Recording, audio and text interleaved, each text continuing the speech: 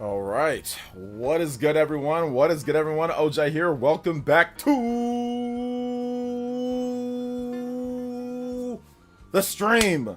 Today we got a great show for you guys, man. I'm super excited to once again talk about video games and more and whatever else we talk about, like we always do.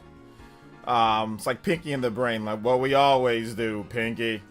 Try to take over the world. Shout outs though, guys. Welcome to the stream. I hope you guys are doing good. Today was a little bit of a busy day for me. Had a video in the morning that I did last night to this morning. I had a short that I did today. And I also had like just errands to run as well. So did some cleaning out, did some planning for the room. I keep on changing my mind because I'm stupid. I did some charging of the control. I charged all my controllers. You know, just trying to get everything in line and get everything in order, fam. Just trying to get everything in order. All right. Let's get into shout outs though, because you know we gotta shout some people out today. You know we gotta get it rolling. You know we gotta keep it going. General Zamora, what is good?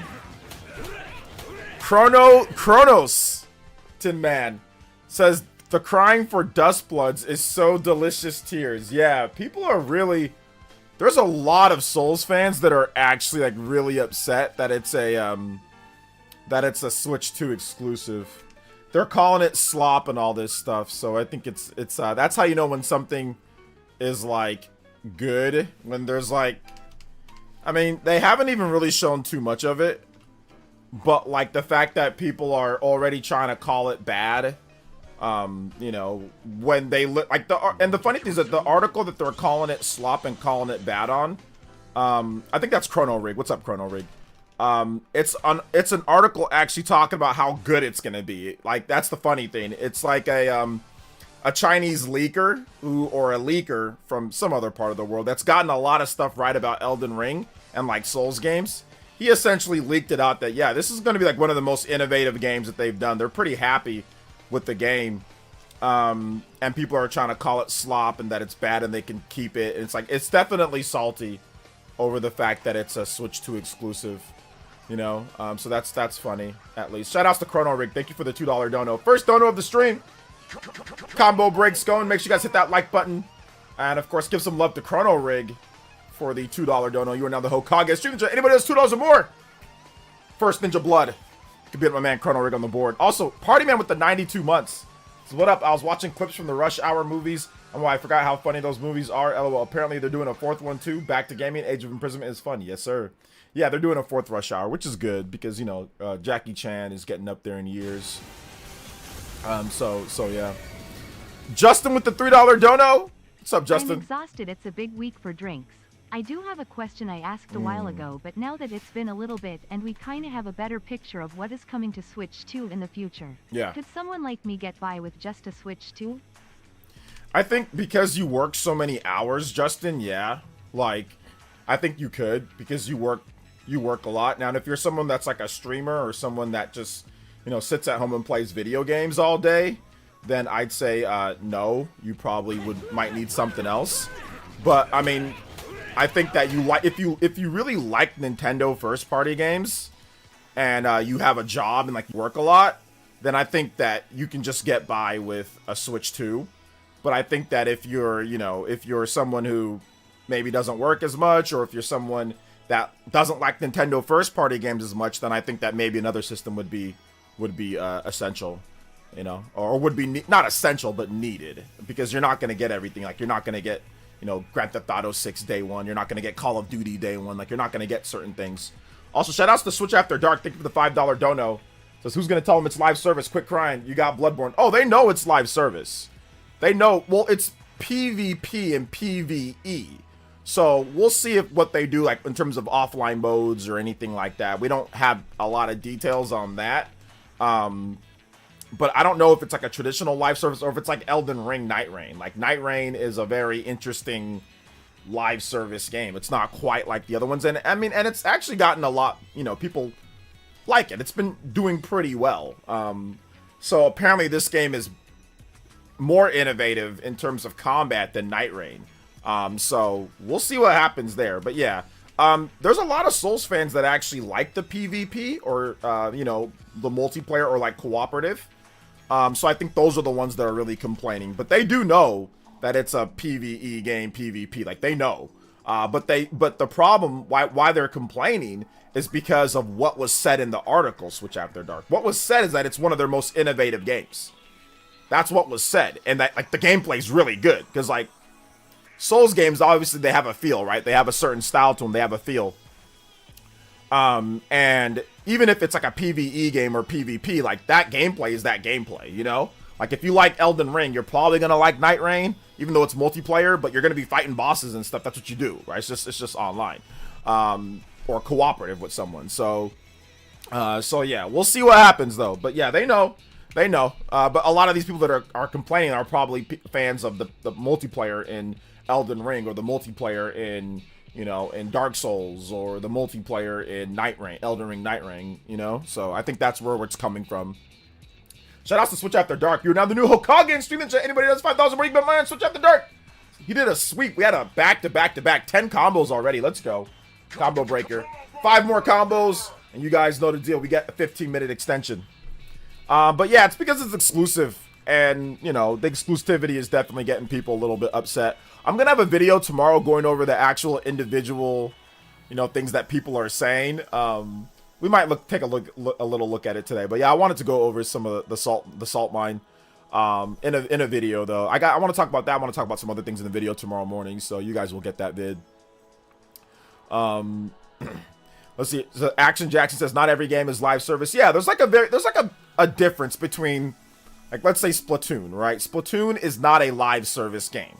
It has live service elements, but it's not really a live service game. But there's elements of live service. There are things that are, you know, limited time events. That's what live service really is. It's like seasonal events, things like that, right? So some games incorporate elements of that, but not every game is actually a full-blown live service game. Like Fortnite, full-blown live service game, you know? I think like Overwatch at this point, full-blown like live service game. You know, so there are games that kind of are like the typical multiplayer, you know, that we've seen before. But yeah, we don't know everything about it. So once they show us more information, or once they give more information, then we can kind of, you know, talk about it more. But like from what I understand, you know, it seems apparently it's going to be pretty innovative. It's going to be some of the best gameplay. They've been working on it since 2019. They originally wanted to have it on the Nintendo Switch 1, but then Nintendo was like, well, we got this new system coming out. They're like, all right, cool. We'll get it on there. You know, so shout outs to Shinru with the Zhao Shinru. What's good?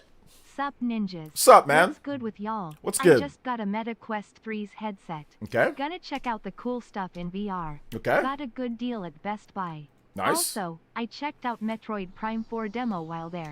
Can't wait till next week. Yes, sir. Boss track from any Metroid game. Yes, sir. Yes, sir. Yeah. Yeah, I've played the Meta Quest stuff, man. That stuff is really trippy. It's fun. Like, if you can really kind of not get nauseous in there, it's actually pretty cool. I did a triangle strategy review or triangle strategy video for them, and that was great. So absolutely, Shinru, thank you so much, man.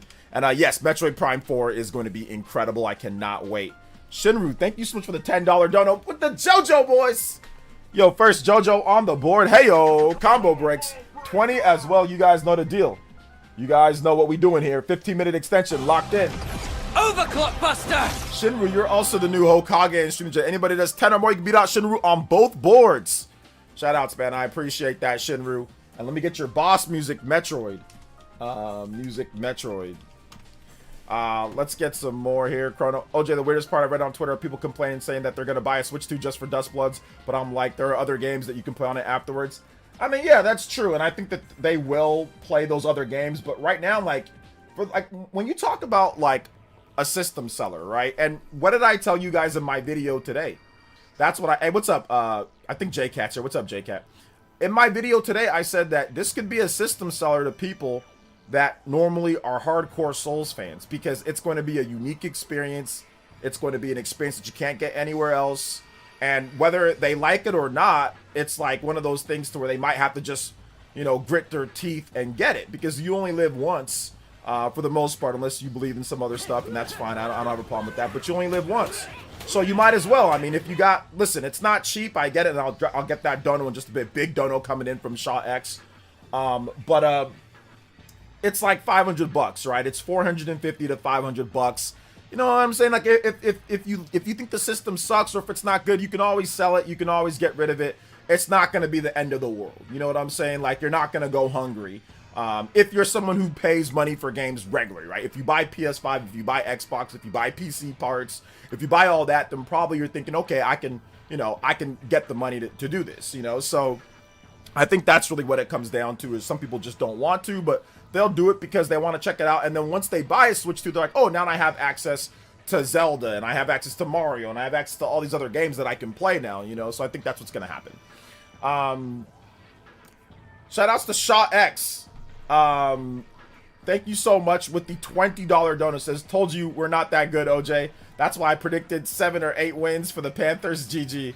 Yeah, I mean, but I told you that the Panthers, the reason why you guys are good, the reason why you guys lost that game, Shaw X, is not because the Panthers aren't good. It's because the Panthers, for some reason, got intimidated by the Niners. And I don't know why they did, but they did. Rico Dowdle is right there, averaging like 6 to 7 yards per carry, and he barely gets any carries. You guys had the ball on the goal line after an interception by Brock Purdy, and you guys don't punch it. You guys don't run the ball, and Rico's right there saying, what's going on? You know what I'm saying? They take him out. They put Chuba in. I'm not sure why. I know Chuba did okay on some of the swing passes, but you guys should have put both of them in. Swing out one, fake to one. I don't know what your offensive coordinator was thinking that game. You guys are not as bad as it seems there. You guys put Bryce Young, a 2-foot tall quarterback that I told you he can't see over the line.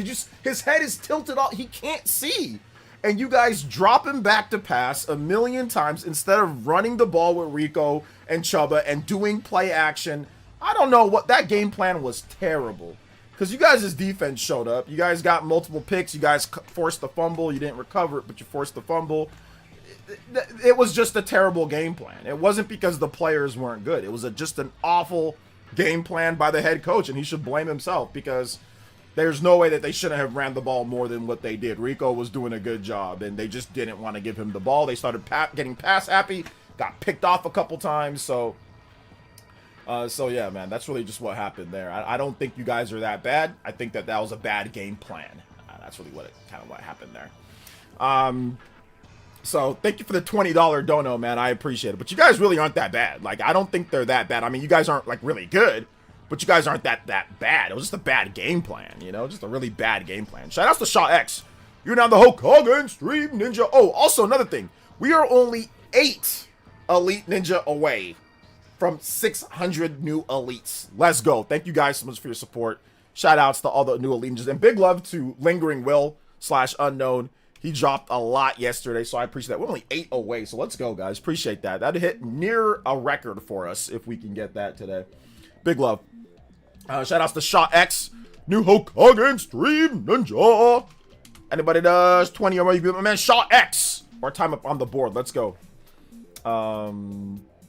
Let's go. I mean, Rico was played great. He played great. It was the coach that didn't want to get him the ball. I don't know what they were thinking. That game plan was trash. Absolutely garbage game plan. They were throwing the ball way too much. Bryce Young cannot see. The Niners, to their credit, they have a massive defensive line. Guys are like 6'6", 6'5". Their defensive line is actually quite stout in terms of size. They're quite big.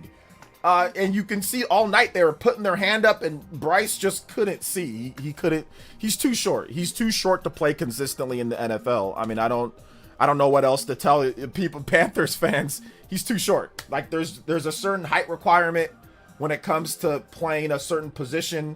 It's like asking someone that's, 5'11" to play center in the NBA. When you're that short, you can't play center in the NBA.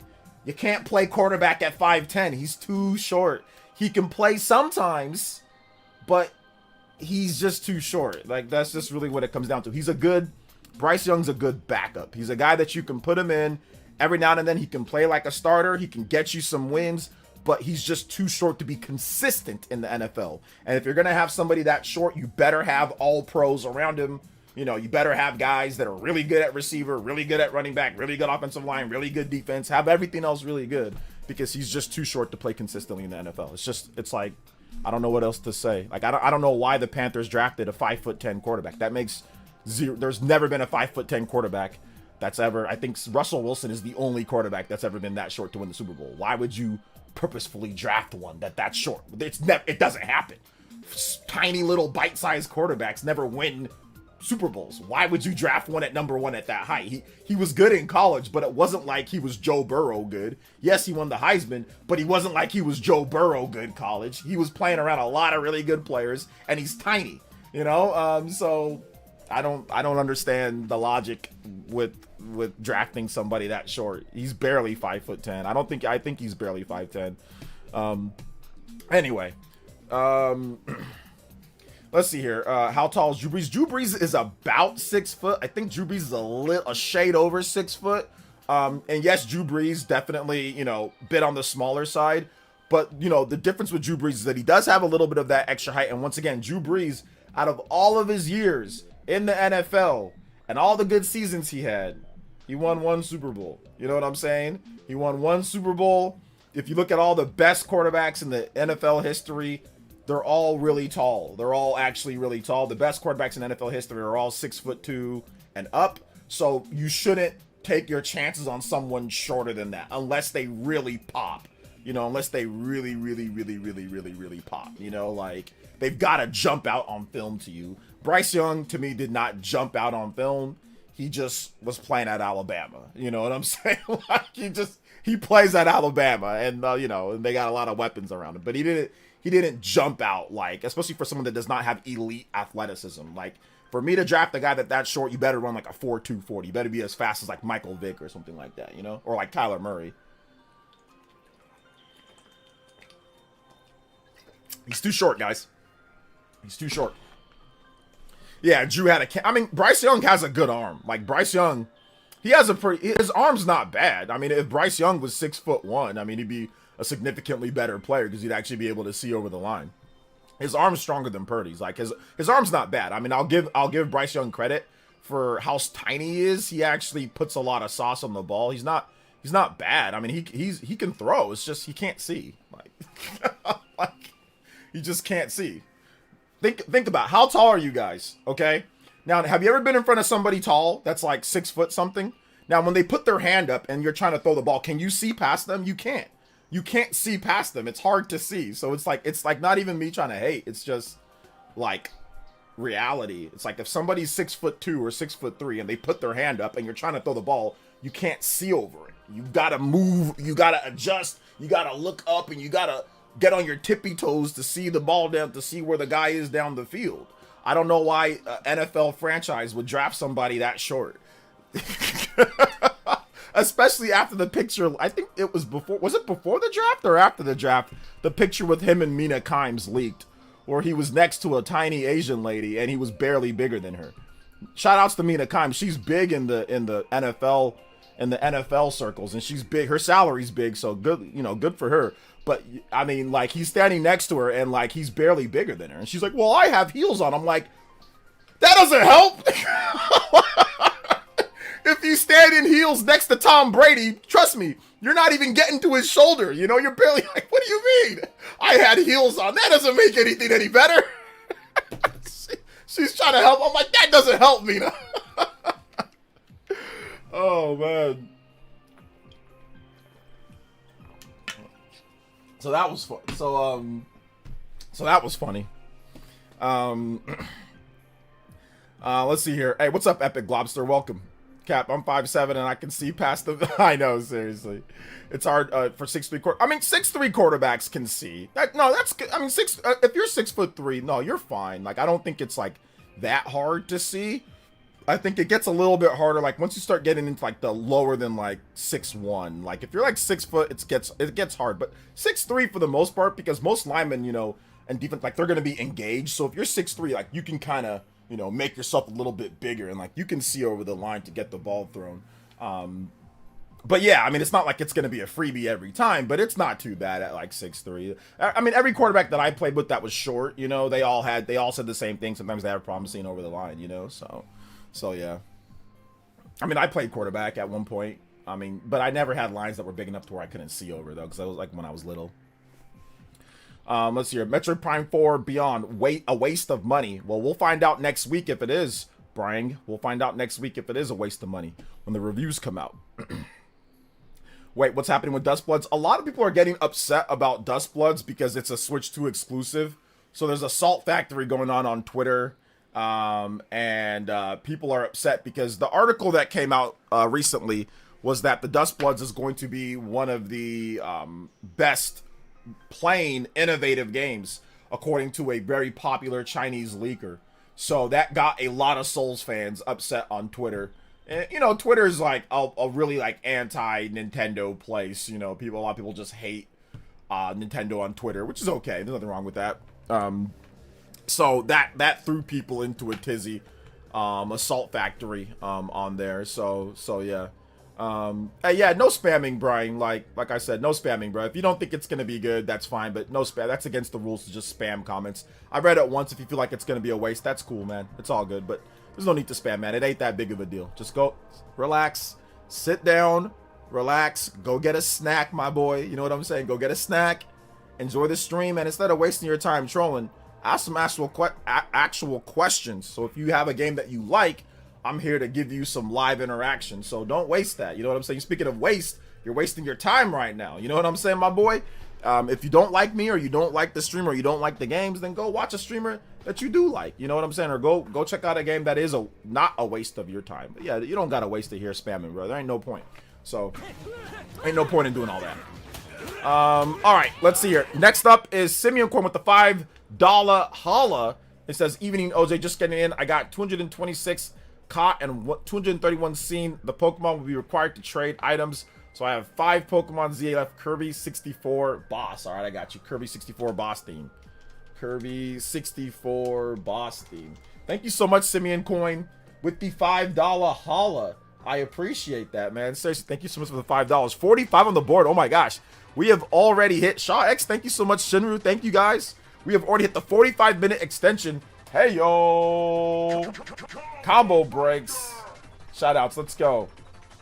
Overclock. Overclock Buster!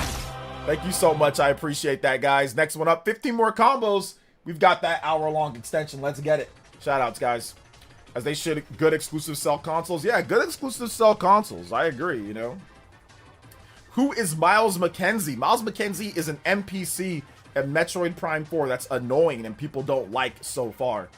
So that's who Miles McKenzie is. Check out my video on Metroid Prime 4 where I talk more about Miles McKenzie and the controversy there. It's called Rage Bait.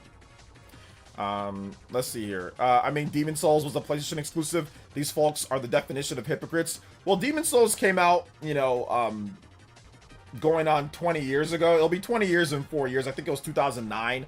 I think I was in college when I played that game. So Demon Souls came out a long time ago, you know, 15 years ago. But I think you're talking about the remake of Demon Souls, right? Okay, so you're talking about the Demon Souls remake. Okay, so that's what you're talking about. Yeah, I mean, it was an exclusive, and people did not say I've got to buy a PS5 to play my Demon Souls. You know, people didn't add the price of the system to the game and say it's a problem. Nobody said that when it was PlayStation or Bloodborne. People weren't saying that with that game, you know. So yeah, it's because it's Nintendo for a lot of these people, you know.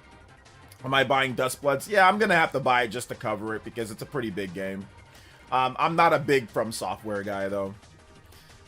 So maybe not to say, but Monster Hunter Rise do amazing numbers on Switch. Duskbloods has a great chance. Also, I think Duskbloods is gonna do pretty good because I think a lot of Souls fans, the ones that are not crazy, are gonna be like, all right, I'll check it out. I'll buy a Switch 2, or maybe I already have one, so I'll check it out. I don't think it's gonna be a bad selling game. Let's see how it does though. I mean, Souls games usually sell and review pretty well.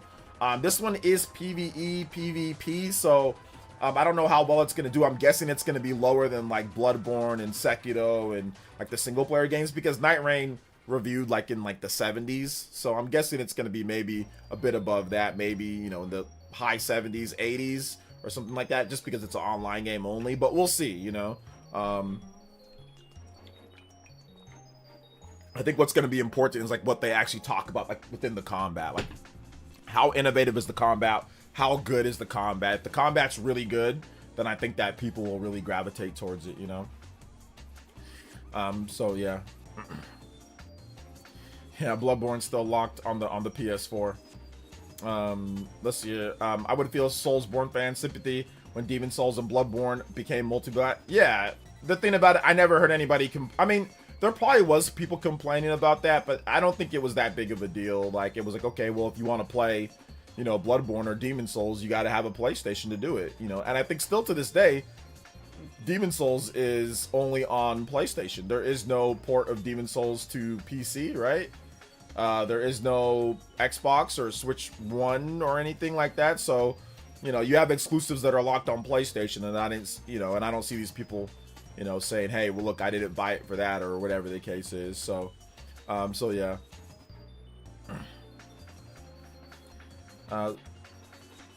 Yeah, people show double standards when it's Nintendo. Sony has done all the things Nintendo's doing now, and nobody said a thing.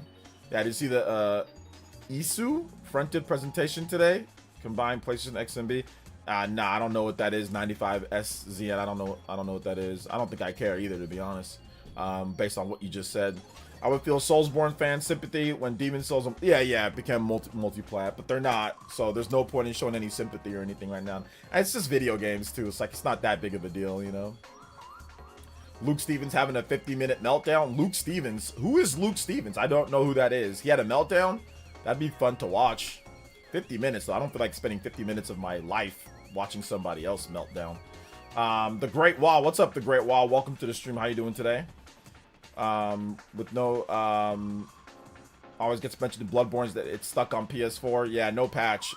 I think one of these days they'll patch it or they'll do something with the game, though. Hey, what's up, Alvin Cabero? Welcome to the stream, man. What's up, Aries? What's up, Gamebit? What's up, Bluntsy? What's up, Go Away? People were very mad Demon Souls, especially Bloodborne being exclusive. And it's mostly because Sony doesn't really use or capitalize the games on places like PC. Sony doesn't really use or capitalize said games on places like PC. Well, I mean, they do make games on PC. I mean, like, dude, they put Horizon, they put God of War, and they put, you know, Helldivers, and they put a bunch of stuff on PC. But I guess you're talking about, like, the Souls games in particular. So I guess, yeah, maybe there were people mad about that as well. So, I mean, look, guys, like, it's a video game system. I mean, I get it. Some people might not want to buy it, but it's like, it's not the end of the world if you have to buy a video game system for a game that you want to play, especially if you think the game's going to be good. I mean, if the game isn't good, then you don't have to play it, or you don't have to buy the system, or whatever the case is. Now, here's the reason why I personally don't have too much sympathy. Like, I understand, but I don't have too much sympathy, is because when I was growing up, there was exclusives all over the place. There was exclusives here, there was exclusives there. It was like Oprah. It was like, you get an exclusive, and you get an exclusive. So that's just the way that it is. Like I said, like, I can understand, but like, it's like I grew up all around that. That's what a lot of stuff was. A lot of stuff was exclusives, you know? So for me, at least, I don't really feel any type of way like I'm supposed to feel bad for people. Like, I get, like, if you don't have enough money, or if you're someone that's like, okay, look, you know, you can't afford it as much. I get that, but like, it's one of those things to where, that's why it's like when you have life, man. Life, it's like, okay, what can I do to save up? What can I do to work hard? Maybe I can take an extra shift. Maybe I can, you know, sell a couple things I'm not using around the house, right? Maybe I can scrap together a couple extra whatever. Like, that's, when I was growing up, that's what I thought. I thought, hey, look, I don't have this for this, this and this. This is what I can do. I can scrap up, you know, I can recycle.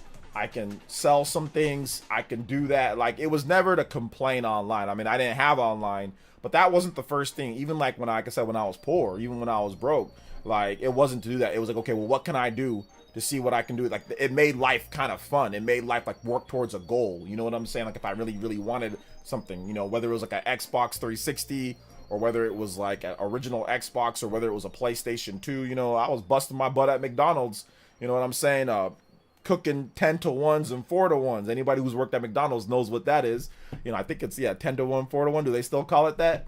I was getting a bunch of bubbles on my hands because, you know, like when you cook at McDonald's, bro, like the burgers, you flip them and like you press the two buttons, it goes down, it steams the burgers and then it comes up. But then like if it's a lunch rush, you don't really got time to sit there and wait for all the thing to drip and all the oil. Man, you got to get those burgers stat, right? So I would have oil be dripping on my hands, you know, and like causing little bubbles and stuff like, you know, and that's what I did to buy a PS2. That's what I did to buy games. So for me, at least, it's like, well, I mean, yeah, bro, I was making $100-something a check every 2 weeks. I barely get paid $100. I was making $300 a month, you know? So like decades ago. So it was like, it's hard for me to say, oh, well, I feel this and that. Like, I get it, but man, when I wanted some, bro, I said, all right, I'll go out there. I'm gonna work. I'm gonna try to get it, you know? So, and I thought it was fun. Like I said, it was not fun, but it was fun when you got paid and you were able to buy what you wanted, you know? So that's how it was for me when I wanted, you know, my PS2, and I wanted to play Metal Gear Solid and all the stuff that wasn't on GameCube, or, well, Metal Gear Solid was on GameCube, but Metal Gear Solid 2, and I wanted to play all the different games, like God of War and all that, you know? So yeah. Lord Nintendo just dropped Battletoads on NSO. Shout outs to Battletoads. That game is really hard. Big love. They haven't dropped a game in a hot minute, so I'm glad that they actually dropped something. I'm glad that they actually dropped something. Let's see here. Only ones crying them exclusives are the guys that play on consoles that don't have any. Yeah. Now we need Cobra Triangle Trifecta of rare NES skins. What's up, Brian Jedi? Welcome. Time to get mad and bad and crazed. There you go. It's time. Yeah, this is Rystar. Splashdown. Worst part of the McDonald's grill burns was that every time I had to flip a burger after the heat radiating from the grill irritated the burn. Yep, exactly. It would irritate it. And that's what you would do, man. You just did that. I mean, they didn't have no gloves for you or nothing to wear either. So it's not even like you could wear some gloves or something like that. But that's how it was, man. You would be just cooking. You'd be cleaning. You'd be doing everything that you got to do. So, like, when I hear people that, you know, they get all salty, oh, I got to buy a system, I don't like Nintendo. It's like, okay, I don't like going to work at McDonald's for stuff. There's stuff that you don't like that you just got to do, fam. If you want something, that's what you got to do. Shout outs to Gloria. Welcome to the stream, young lady. How you doing today? If I tell these broke MF to get a job so they can get a Switch too, I said, listen, man, like I said, bro, I understand, like, times are hard. Like, things are more expensive these days. A lot of stuff is moving. There's a lot of, you know, problems when it comes to it. Like, I get that, you know, but like I said, there's a lot of different ways in today's day. While everything's more expensive, there are more ways to do different things, you know, to help yourself out. So that's how I would move. If I was a youngin in today's day, that's how I would move, man. I would move in that type of way. And a lot of youngins, I mean, if you don't have any responsibility, you know, you don't have any kids, you know, you don't got a mortgage on you or something like that, you don't got a big rent on you, or if you got roommates, that's another way you can take advantage of it. So yeah, for me, I look at it that way, you know, I look at it that type of way, because when I was growing up, man, it was cutthroat, bro. It was cutthroat. It was not easy. It was not something that I was just given to you. They just didn't hand out video games. Games were expensive back in the day too, you know. I remember making payments toward my MS console pre-orders. Yep, I remember making payments towards my Wii. Back in the day, I think I put $50 down, and then every like couple weeks I would come in, I think I dropped another 30, then I dropped another 20, then I dropped another. I was working at the mall at the time. I was working at a sunglass place. I mean, I was making, you know, $6 an hour or something like that, or whatever. And I think I was making like 1% commission on every pair of sunglasses that I sold. So I remember selling $1,000 worth of sunglasses in the holiday. I got $10 out of that. You know what I'm saying? Like, so, like, that's just how it was. And what did I do? I saved up the extra money that I had, and I bought God of War 2. You know, back in I saved up the little extra money that I got, a little bit of that bonus here and there. You know, saved it up, and I bought God of War 2. So, and if you look at it from an inflation standpoint, God of War, that was $50. I mean, that's obviously, if you inflate it to today's time, that's about what we paying for games right now too. A lot of games, a lot of full price games. So yeah. Hey, what's up, Elias? Welcome to the stream. Let's see, who played any fan Metroid game? I didn't play any fan Metroid game. Nah, I didn't play nothing, Brian.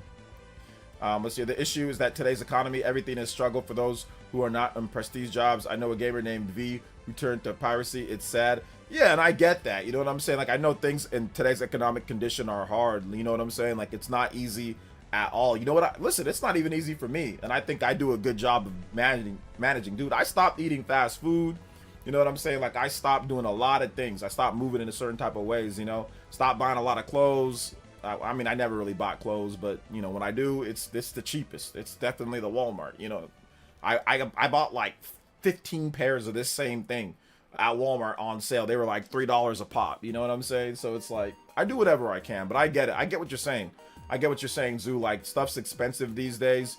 But the thing about it, though, that I will say is that there's a lot of people who will buy PCs that are like $1,500 or $1,000 PCs and talk about they don't got no money for a video game system or whatever the case is. So I do think that there's some people that are capping when they start saying stuff like that. I think they just want free games, but I feel you on that one, though. Shout outs to Gloria with another huge $50 dono. Big love, Gloria says, I get my bonus tomorrow. I'd like to share a little with one of my favorite creators. Can you play anything from Mega Man? Gloria, you are one of my favorite people. I appreciate you. Seriously, you guys are all great here, but I mean, for real, thank you so much. Type misses by mistake, but yeah, Dreamcast, PS2, GameCube, and made payments towards, yep, exactly, Brian. Exactly, brother. I feel you on that one. Gloria, what is good in the hood, young lady? I appreciate you. That is super nice. You dropped big donos the other day, too, so I really, really appreciate that. It does help out the stream considerably. I appreciate that. And you have now swept the board. Oh, my goodness. Yo, the board sweep, Gloria. The Mega Man. You're into video games. We out here, Gloria. We are out here. I appreciate you, young lady. I appreciate you. Gloria R with the big $50 donut. Anybody does 50 or more, which will be tough. You can pass up or tie up Gloria on the board as she sweeps here. Then we also got another dono. You guys give some love. And Gloria, I'll get you some multiple Mega Man tracks. Clabby says, yo, can we watch the NSL drop? Yeah, we can watch the NSL drop. I got you, Clabby. Thank you for the $2 dono coming in. Big love, Clabby. And thank you, Clabby, yesterday, man. Starting off the stream lit. Appreciate you, fam. Gloria, thank you so much for the big 50. That is super, super nice of you, young lady. Let's get the Mega Man music. And then we'll get the NSL drop after I get some Mega Man music played for Gloria, okay? We're gonna play some best of Mega Man. So we'll play that for a bit, then we'll get the NSO drop. We'll talk about that. What's going on with the NSO. Yeah, it's usually people with credit card debt, 30% interest. Yeah. Got me on that a decade ago, bro. Got me on that a while ago with that credit card interest, man. Life should not be this hard for today's youth, though. This is a system we have constructed. It's not does not have to be this way. You're right. It's a system that we absolutely constructed. Well, old people constructed. I mean, I didn't do it. It wasn't me and you. It wasn't millennials. Who did this was like people above us. It was like boomer sooners. You know what I'm saying? It was like super boomers that did this. It was really old people in government that did this. But I agree. It shouldn't be this hard, you know? But if you're a millennial or if you're Gen X, you know, bro, we've went through some ish. Like we've went through multiple housing crashes. We went through multiple recessions. We went through pandemics. I mean, like, I get it. The youth is but man, bro, there was some times in the 90s and in the early 2000s where you couldn't even get a job at McDonald's, bro. Like mid 2000s. You couldn't even get a job. Like, getting a job at like a fast food restaurant was like hard, you know. Bro, I literally in the early 2010s, I had a nervous breakdown, bro. Like, does that seem like something that would happen to me, considering how I act right now and how things are? Does that really seem like something that's me? I had a nervous breakdown because things were like difficult. So I mean, I feel you. Like, it shouldn't be as hard as it is. Like I get that 1000, you know. It's not easy at all. So, but like, if you're like in your 30 something, mid 30s, high 30s, 40s, even 50s, like, look at all the stuff we went through, bro. Like, it's been wild, you know.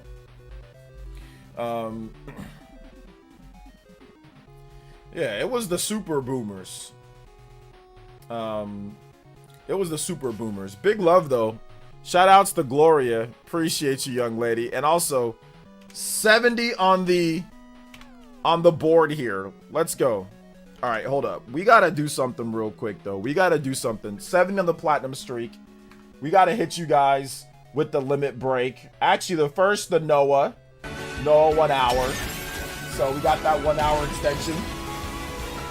Justin with the 3 as well. Shout outs to Justin. Let's go. Just saw on my local news a consumer watch for the holiday. It was just Nintendo. They mentioned Switch 2, Star Tree Topper, Game Boy Lego, and they had Air Riders gameplay. Never in million years did I ever think my local news would be showing Air Ride. Yeah, Wow. that's crazy. Right now, I know PS5s are kind of moving the most right now because of the discount. But yeah, there's definitely gonna be people snapping up some Switch 2s as well. So good stuff there. Good stuff. Glad to see that it's on the local news. That's crazy. That is wild. Shout outs to Justin. Thank you for the $3 dono. Thank you to Switch After Dark with the 5. Shout outs to Clabby with the 2. I'm gonna play some Mega Man Smash music, because this music's just kind of the older crusty music, which is okay, but I like this Smash. I like this Smash music. Cutman stage. Let's go. I'm gonna look up the NSO drop too. NSO. Let's see here. Let's see what's going on with the. Oh, this is a good one, man. Oh my goodness. Hold up. Let's just get into this right now. This is a pretty goated drop. Hold up here. Hold up. Give me a second here, guys. This is a pretty crazy drop. This drop is kind of wild, right? I think this drop is pretty wild. Yo, check this out, guys. Check this out. Yes, exclusives are doing what they're supposed to do. Exactly.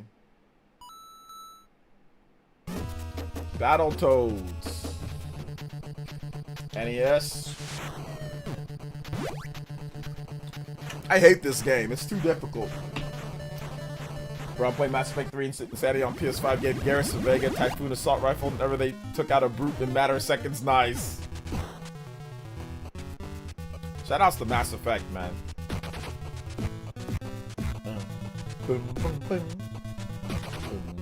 This game is really hard, man. Ninja Gaiden Episode 2. I hate this game. This game pissed me off back in the day. Gosh, I hate this game. And I hate it as I mean I love it. Look at this icy road, spiders, bats. If you get hit by one bat, you fall back. You're gonna fall off. You get hit one time. There's hella hit stun. It's gonna knock you back. Whoever's playing this is pretty good at the game too, though. All right, Game Boy. Bionic Commando. This was a popular franchise back in the day on the NES. They tried to reboot on the PS3 and it flopped, and Capcom killed the franchise afterwards. They did do a smaller, like, remastered version of like the original, like, digital download. I don't know how well that did, but the PS3 360 game completely killed the franchise. Kid Icarus! This game was incredible back in the day. Whenever I saw it and somebody had like a Game Boy for me to play, this was a game that was like, oh my gosh, it's so much fun to play. I did like it more than the NES one. So yeah, this is great.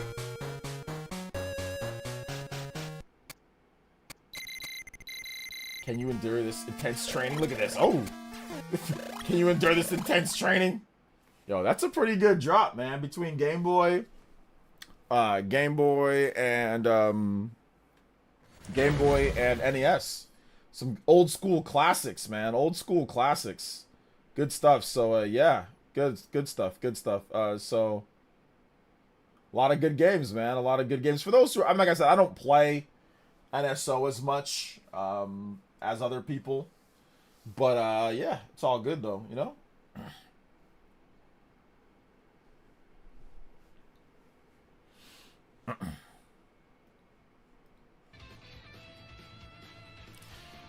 Let's see. Yeah, there was no save. Yeah, there was no save states back then. So today you can kind of cheat it with save states a bit, but back then you can't. I can't wait for Pokemon DX, Pokemon Coliseum. I couldn't beat Battletoads on the NES for ish. I used my my consoles, beat the game, and celebrate it like it was my birthday. Yeah. Now Nintendo just needs to remaster Uprising HD, and the whole series will be complete on Switch 2. Yeah, yeah. If they get Kid Icarus Uprising, if they get that on the Switch 2 somehow, that'll be good. Yo, the dead wife. Let's see here. His dead wife was the arm in the remake. Oh, yeah. Was it? Yeah. Was there really that? Was that the thing? Oh goodness gracious. Yeah. No wonder one of the reasons why it flopped. I did not know that lore drop though, because I forgot about the game. I mean, I have it, and I think I played it. But, yeah. Yo, shoutouts to Simeon Quinn with the $5 dono. Says, also, I loved your Metroid Prime 4 video. I loved RGT's Zelda video as well this week. Shoutouts to both of y'all. I beat Kid Icarus on 3DS in 2012. Yeah, me too. I played the heck out of that game. I didn't get a chance to see RGT's Zelda video. But yeah, shoutouts though. Thank you so much, Simeon Quinn, with another $5 dono. We'll get some Kid Icarus music right after this. Right after some music from Mega Man. Let's see here. The mouse controls. You can port Uprising. Ooh, that'd be nice. Little extra.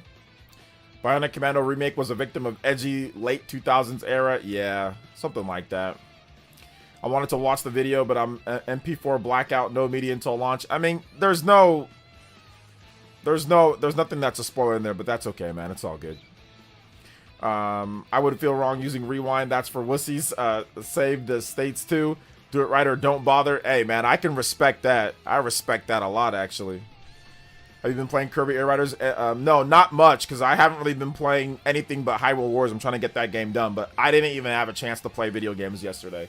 I was busy working. Gotta work. It takes a long time to edit, guys. Last night, I started, like, after I streamed, you know, I took some time, played with my boy, you know, with my wife, blah, blah, blah. And then, like, they all go to bed. So I'm all right. It's about 9 o'clock, and then I'm up till 2 o'clock editing the video in the morning. So I started editing around 9 something, 10, and I didn't finish till 2. So there's no time to play a game, because I was busy all day yesterday. So there was no time for me to even play anything, because I was editing, I was working, and I streamed, you know, 3 hours. I have to get ready for the show, about a 30-minute prep or so. 30 minutes or so, like topics, articles. So it's about, let's just say about 4-hour block of time. So 8 hours just with that, not including research and everything for videos. So no time yesterday to even play anything. So I'll let you guys know when I play more of Air Riders or whatever the case is. I'll let you know. Right now I'm playing Age of Imprisonment when I get the opportunity. Yes, editing is work. Like I said, editing was work. And I'm doing the green screen and I'm doing, you know, on cam. So it takes, you could add about 30 minutes to an hour to my production time now, because it just takes longer to edit face cam videos. And after my mishap that I had with my last face cam video before this one that I did, where I forgot to edit out a part, now I got to make sure that I watch it like after. Usually I do an editing style where I'll edit for like however many minutes, and then when I make a mistake, I'll edit way back further than just the mistake. I'll go back even further than listen to it again. So that way I don't have to listen to the whole thing overall afterwards, but I still make mistake. I made a big mistake. Somehow I didn't catch that one. So this time, not only did I do my normal editing where I go back further than even where the mistake was, but even after I was done with all that, I screened it again, twice. You know, once again, produced it, and then afterwards just hearing it afterwards. So yeah, you can add about 30 minutes to an hour now to all the videos if I do face cam, if it's green screen face cam. So yeah, Air Riders legit great. Sakurai, yeah, it's great. From what I've played, it's awesome. I just need to get some more time to play it, you know. Be on the stream, but talking about a job in CA in the mid 2000s was ridiculous. Oh yeah, Juice, it was crazy. Just getting a job was tough. Honestly, the main reason I haven't bought Air Riders is because of time. Once I move, hopefully I'll have more time, and maybe I'll be able. Maybe it'll be cheaper somewhere. Yeah, and you're in Europe too, so you might be able to find it cheaper somewhere. I saw a game called Body Cam where you would absolutely hate. Yeah, I heard about that game. Yeah, I'm good. Damn, this dedication. Yeah, it's all good though. It's fun though. It's not bad. Like editing face cam video, it's a little bit more fun than just using the same, you know, trailers and then like no footage outside of that, just my voice. So I don't mind it. It's okay. At some point I'll probably get tired of it and go back to just doing what I do, because like I've done face cam millions of times, but I'll try to stick with it, guys. Hey, what's up, Mr. Davis? Welcome to the stream, man. I appreciate you saying that I'm your favorite YouTuber. Thank you. What's up, Micro Mouse? Welcome to the stream. Big love, though. Thank you guys for the shout-outs today. Thank you guys for the donos. 110. We can get a platinum and a half today. We're only 40 combos away from that, so I appreciate you guys showing some love, man. Remember, if you drop a dono, put your music request in there, and I will play it for you. Let's see here. Kid Icarus is up next. Kid Icarus. Uprising.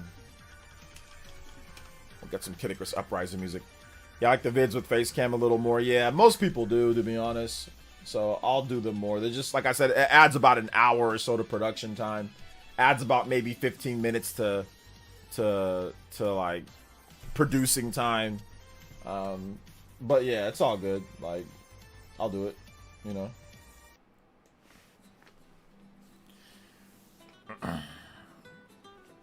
Let's see. I do like the face cam in the videos, but why aren't you wearing your glasses? The glasses cause a reflection in the camera. So yeah, that's the reason why I don't wear them in the videos.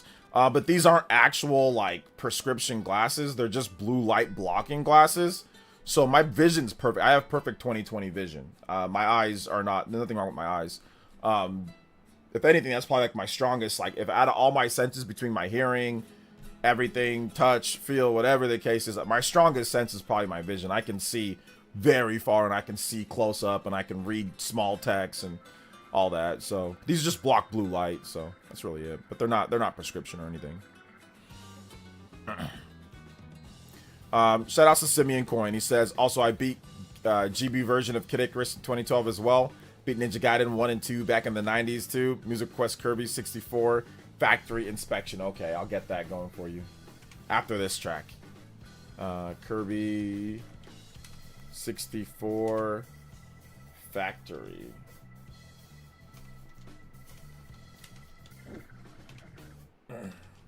Factory Inspection. I do like let's see here. Oh my gosh, I have to go. Sudden emergency. Bye, guys. Oh, okay. Take it easy, Gloria. I hope you're doing okay. Be careful, young lady. Hopefully everything's all right. Shout outs, Gloria. Thank you for the support tonight. Go take care of business. Let's see places. OJ, best you can do Nintendo Prime. What do you do? Good job. People do not care. You keep up the good work. Yeah, I don't care about what other people say. People can say whatever they want about me. I don't care. So yeah, it's fine by me. Go ahead. Let's see here. You look good in videos without glasses. Just saying. Thanks, Gambit. I appreciate it. Like I said, glasses, no glasses, doesn't really matter. Just helps block out the blue light, because, you know, monitors emit a lot of blue light that can jack your eyes up. So it's good that if you're in front of monitors, it's good to wear blue light blocking lenses. Otherwise, you can really mess your eyes up. So, yo, Juan Zinga, thank you for the subscription. Appreciate that. Welcome to the Elite Ninja Village. Thank you for subscribing. If you're not subscribed to the channel and you're watching, make sure you guys hit that subscribe button. I know some of you guys are not subscribed yet. What are you waiting for? Hit that subscribe button. You know what I'm saying? Do not hit that subscribe button. Hit that subscribe button, boys and girls. Let's go. I know you want to. And get yourself the actual shout out. You know what I'm saying? Get yourself the real shout out today. Let's see here. Kirby Air Riders excels in 3 areas that matter the most: fun factor, content replayability. For that, it's perfect 10 out of 10 game for you. I mean, for some people, it is going to be that good of a game, you know? Shout outs to Nuke of Nintendo. I had laser eye surgery in January. Best choice I've made in my life. No more glasses for you. Nice, General Zamora. Yeah, my bro had I think he had laser surgery or something like that. And I know it's tough, but yeah, good stuff, man. Good stuff. What plans you got for Thanksgiving? Are you gonna overeat? I'm gonna try not to overeat. I'm on a diet, guys. I'm trying to lose at least maybe like 6 or 7 pounds by Christmas. So I'm trying to, you know, eat less. Am I going to overeat? I mean, I could overeat. So yeah. I could overeat, but I don't think so.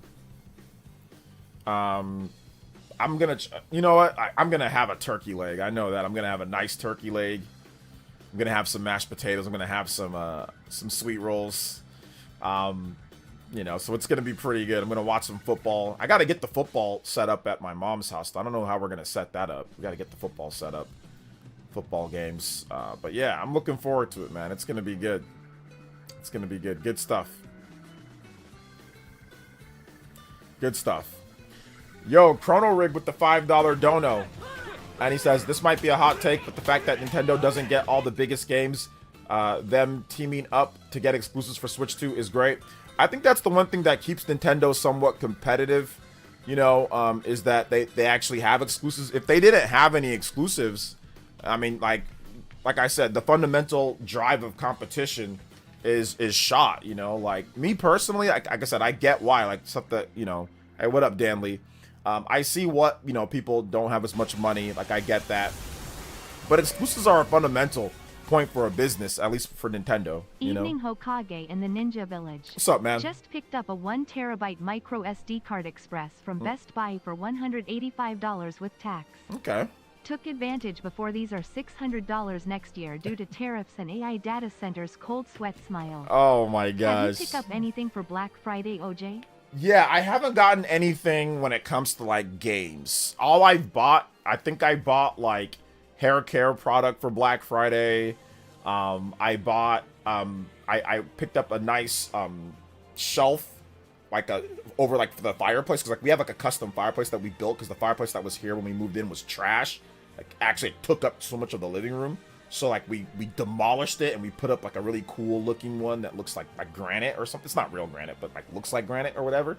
And, like, my wife really wanted, like, a shelf to go over the top of it, you know, for the fireplace. So I picked up, like, one, it's like 200 something bucks, but I got it for $30. There was an old lady that was selling it on Facebook Marketplace. I had to drive across town to go pick it up.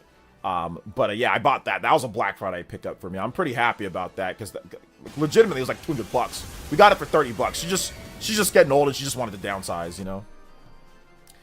So that was my Black Friday pickup so far. We'll see about if I get some other games though. But yeah, I think I got hair care. I got like a cord extension for my PC, so you know, my headphones. I haven't gotten much. I think I bought some lights, but I don't like them, so I'm taking them back. So I did get some lights for the room, but I don't like it. I bought a Triforce symbol for the room as well, or something like that, some like wall decor. But I haven't really bought too much in terms of games, just because I have so many games already. Kevin with the $2 donut says, what's up, OJ? How you doing? I just pre-ordered my copy of Metroid Prime 4. Can I get any music from Metroid Prime? Yes, you can. Metroid Prime. Metroid Prime game. All right. Thank you so much for the $2 dono, Kevin. 120 on the combo board. We are going further beyond today, guys. We are only 30 combos away from a platinum and a half. Let's go. That will be lovely for Christmas. Yeah, it'll be good. Duskbloods being in the news makes me want Dark Souls trilogy on Switch 2, or at least Dark Souls 3. Yeah, that'd be nice. I don't think they're going to bring them over, though, but that'd be nice for sure. They got to get Elden Ring out first. Let's see here. Exclusives can have top-tier performance control innovations. Basically, all you can have development capital devoted to one platform experience. Yeah, exclusives can actually make a game better or make a game possible in the first place.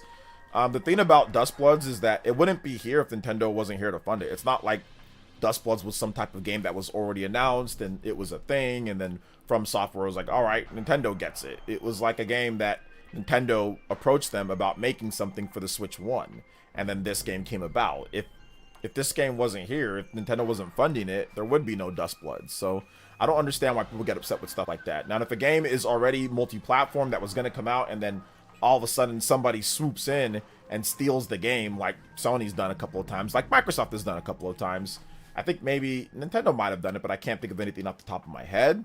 But if they swoop in and start stealing games or start jacking stuff, like, I get that, you know, but that's not this, you know, that's not this. Yo, Kuma 212 with the $5 dono, and also SV4 Lex, thank you for the subscription. We'll assume this is Bayonetta 2 situation and Nintendo put money for development, so I don't think it'll be a timed exclusive. So I don't think it was a Bayonetta situation in the fact of that, like, yes, they're paying for the development, so like it might not be a timed exclusive, but Bayonetta was dead. Like, it was a dead game. It was supposed to be multi-platform. Sega pulled the funding. Platinum Games went to Microsoft. They said, no, we don't want it. Platinum Games went to Sony. They said, no, we don't want it. Platinum Games went to Nintendo. They said, we'll take it. We'll fund it. So then they funded it. That was really what happened with Bayonetta. I don't think that was the same thing with this one. I think Nintendo went to From Software and was like, hey, can you guys make something? We don't have any Souls stuff on our systems. Can you make something? And I think that's how this game got started. Happy Thanksgiving. Do you like the 4 Nintendo games on Nintendo announced like 35 minutes ago? Yeah, they're okay, SK. They're okay, man. We reacted to it. So yeah, they're pretty cool games, but I don't think I'm going to spend like a lot of time playing them, to be honest. But it's cool to have more games added into the NSO, that's for sure. What do you think the chances of my Cowboys beating the Chiefs percentage-wise? Percentage-wise, I'd give it about a 40% chance because the Cowboys' offense is not bad. 30 to 40% chance. It would be nice if Metroid Prime 4 outsold Dread, but I don't think it will happen. I mean, it could outsell Dread, to be honest, considering it's going to be on the Nintendo Switch 1 and the Nintendo Switch 2, and Dread was only on the Nintendo Switch 1. So the previous best-selling Metroid game before Dread was Metroid Prime 1. So it's possible that it actually outsells Dread. Rumor says it's their most ambitious project and took a lot of time in testing. So without Nintendo funding this, there wouldn't be a Duskbloods. That's what I'm saying. Yeah, exactly. If Duskbloods was a PS5 exclusive, there would be no issue. There'd be less of an issue for people. I think more people obviously have PS5s as well right now. So I honestly hope the Duskbloods stay switched to exclusive so their whiny FromSoft fans can stay seething. Yeah. No GameCube game this month. Yeah, no GameCube game, unfortunately, this month. So yeah, unfortunately, no GameCube game. Wish it would have been nice to get some GameCube games. Hopefully we get one before the end of the year. Hopefully we get one in December. Be nice if we get one in December before the year rounds out. You know, nice little holiday gift to us. Let's see. Do you remember my sales prediction, OJ? I don't remember your sales prediction. Go. What was it? I am not looking forward to Duskbloods. Not a multiplayer guy. Single player games. That's why this is only a multiplayer. Well, it's PvE and PvE. So we'll see how the events are set up in terms of the events and how you can play those and all of that. So we'll see how it works. But yeah, I'm not a big multiplayer guy either. Apparently this is their most ambitious and best playing game yet, though. Apparently it's going to have a lot of innovation that's going to shape the future. So I'm interested in seeing exactly what that's going to be and how the PvE works in general, you know.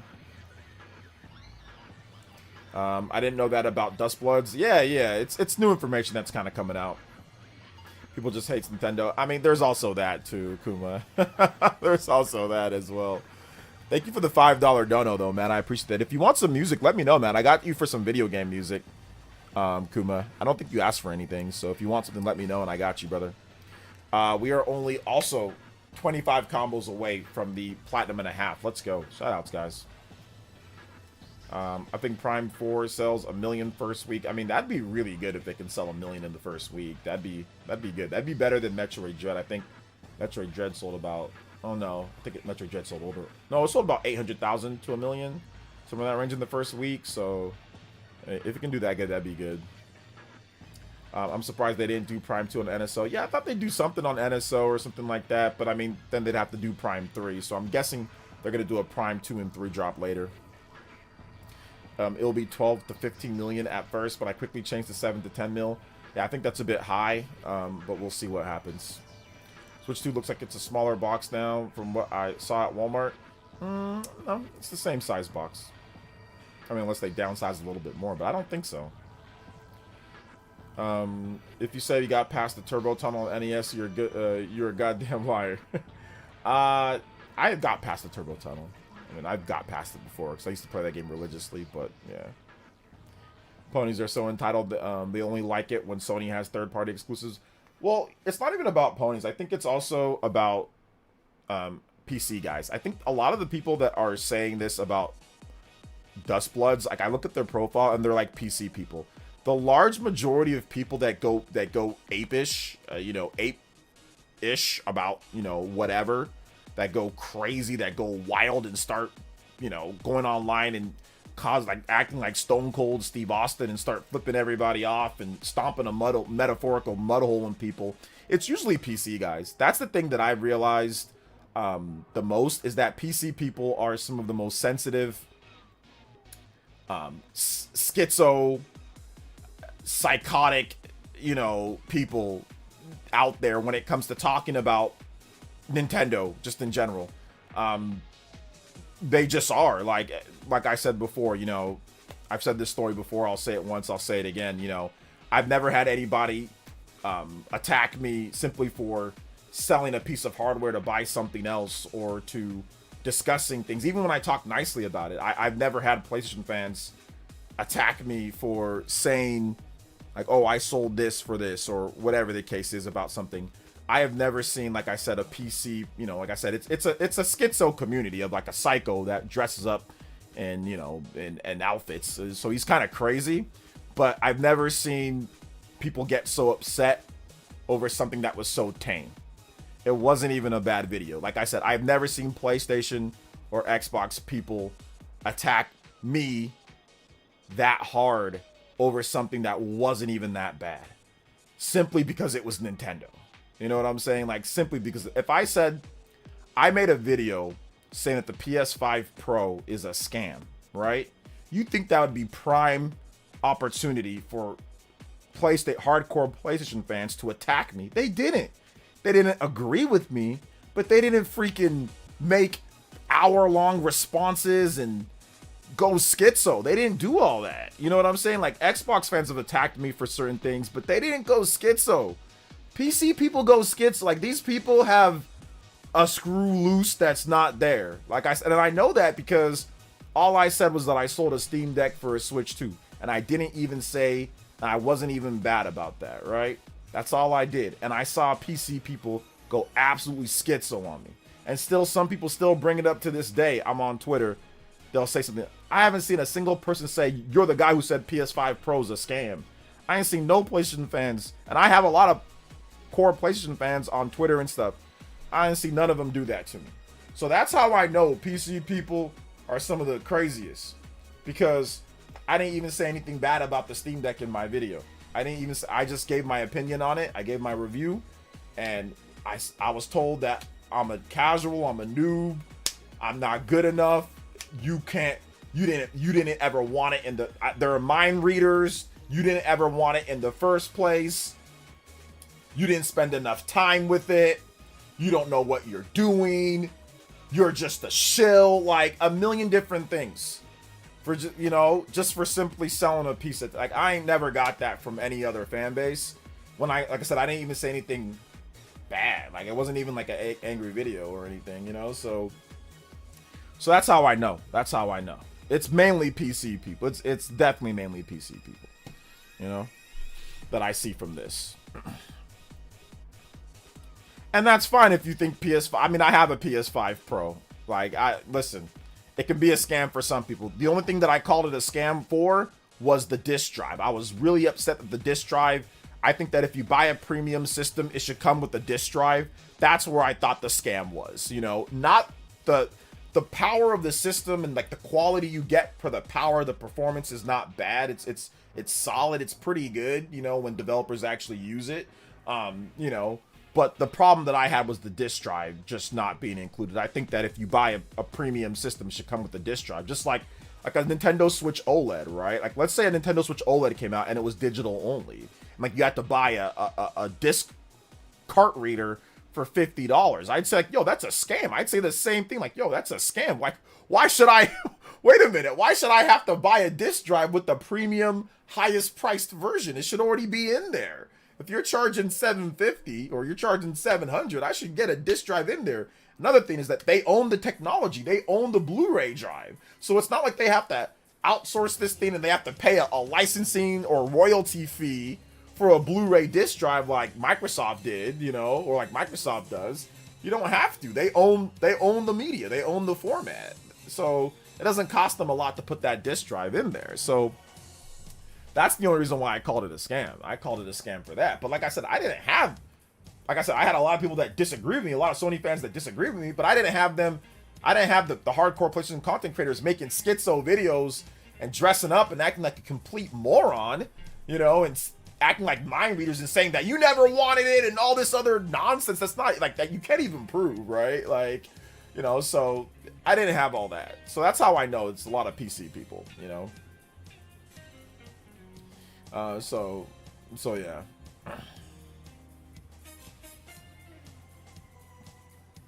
Let's see here. OJ, I don't like Steam Deck. How dare you? I know.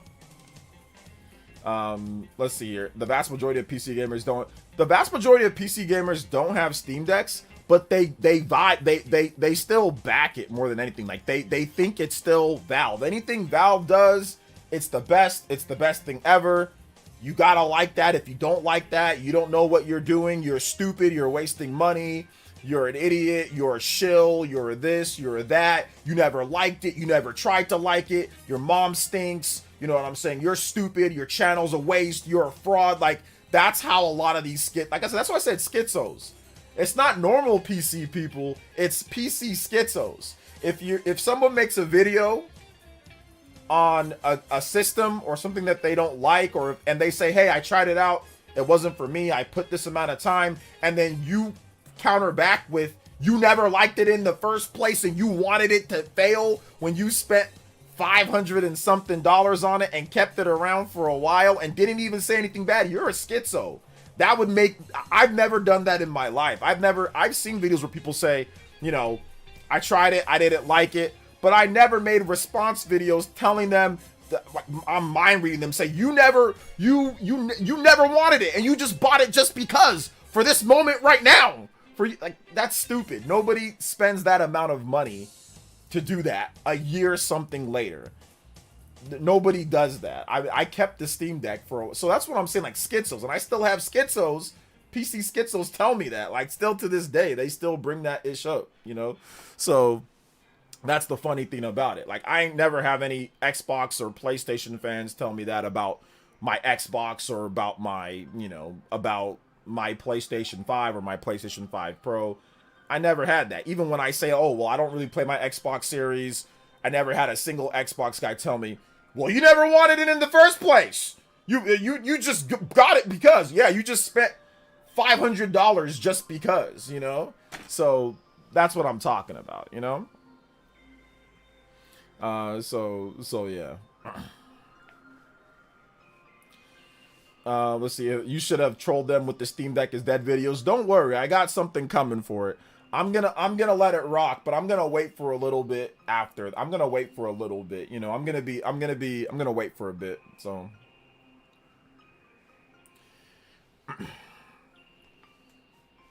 Pretty overt worship of gaming. I mean, like I said, like Steam's, like, there's a lot of good things about Steam and all that, but like I said, with my review, I didn't even say anything really that bad. I just said what I thought was good, what I thought was bad, and why I'm selling it for Switch 2. Now, I get it. I'm a Nintendo fan, you know, so it makes it easy for someone to just say something like that, you know, but at the end of the day, like, I'm looking back at the Switch 2 right now, right? So I'm looking back at the Switch 2 right now, and like, I don't regret selling it one bit. Like, Steam Deck just got a feature to where you can download things in the background, like on sleep mode. Like, when I had my Steam Deck, these are little things that I didn't even include in my video, but when I had my Steam Deck, I used to queue up downloads, right? And I used to say, okay, and I used to put my system on sleep. And then when I wake up the system, it doesn't download it. So I'm thinking, oh, this is an advanced piece of hardware.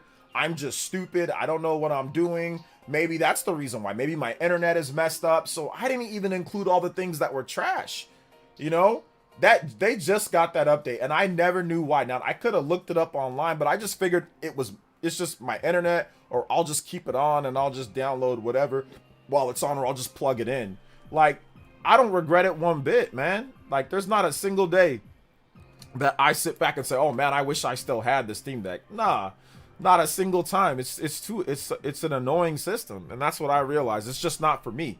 That doesn't mean it's not for other people. Like, other people can like it. If you have a Switch 2 and you sell your Switch 2 for a Steam Deck, or you sell your Switch 2 for a ROG Ally, or you sell your Switch 2 for a PS5, or that's you. That's your tech. Sell it, man. Get your money. Do what you got to do. You know what I'm saying? Like, do what you got to do. Buy what you got to buy. That's fine. And if you want to make a video on it and monetize that video, and have people see your side of things, go ahead and do that too. I don't mind. You know what I'm saying?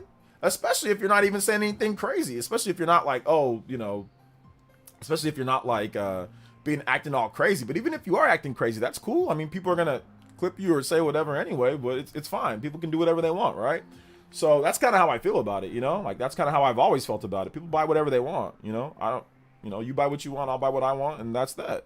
Like, I'm a grown man. You're a grown man, you're a grown woman, you're a grown they or them or whatever. Like, I'll say this. Anybody, if you want me to, if you say want to dictate what I can buy or sell or whatever the case is, you got to come up and tell me IRL. If you come up and tell me IRL and actually stop me from doing it, then I'll listen to what you got to say. But if you over the internet saying this or that, it don't mean much. You just talking. You just sound like the dude on the sideline when I used to play football, chirping and talking. I'm like, bro, you on the sideline. What do you don't matter whatsoever. Nobody sees you at all. Like, what are you talking trash from the sideline for? You're a bench warmer. Go sit down, you know? Why are you talking? Let's see here. Steam Deck's not for everyone, even the video game enthusiasts. Yeah, it just wasn't for me. Too much updates and too much weird stuff and too much not supported or sometimes supported or sometimes text is too small when I transfer. Like, just a lot of nonsense with it. When I got the Switch 2, it's like everything just works. It just works normally. If a game doesn't have frame rate issues or whatever the case is, it does. If it doesn't, then it doesn't. But most of the games are cool. Most of the games run well enough or run good enough. So yeah, it's just easy. You pick up and play. You can grab a cartridge. You can put it into, like, when I picked up Pokemon what was it? Pokemon Legends ZA. The update was already on the cartridge, so I just popped it in there. Boom, works, plays. I like the simplicity of the Switch 2. Now, obviously, game key cards not great when it comes to downloading, but even then, Steam Deck, it's all digital anyway. You know, it's all digital, regardless. You don't even get the option for physical for real. So, at least in any conventional terms, you got to do other stuff if you want to do that, which it doesn't make sense as a handheld system. So. Let's see here. Can you play CP Violation from Half-Life 2? LOL. Okay. Thank you for the $5 dono. I've never heard that track before. If they're not going to subsidize the Steam Deck, Steam machine, doesn't mean that they're not going to subsidize the Steam Deck 2. Yeah, I mean, the Steam Deck 2 is going to be expensive. I mean, obviously, it's going to be expensive. I mean, the Steam Deck 1 is, you know, $550 to $650 for a OLED model, so it's going to be expensive. Thank you for the $5 dono, man. I appreciate that. Let's go.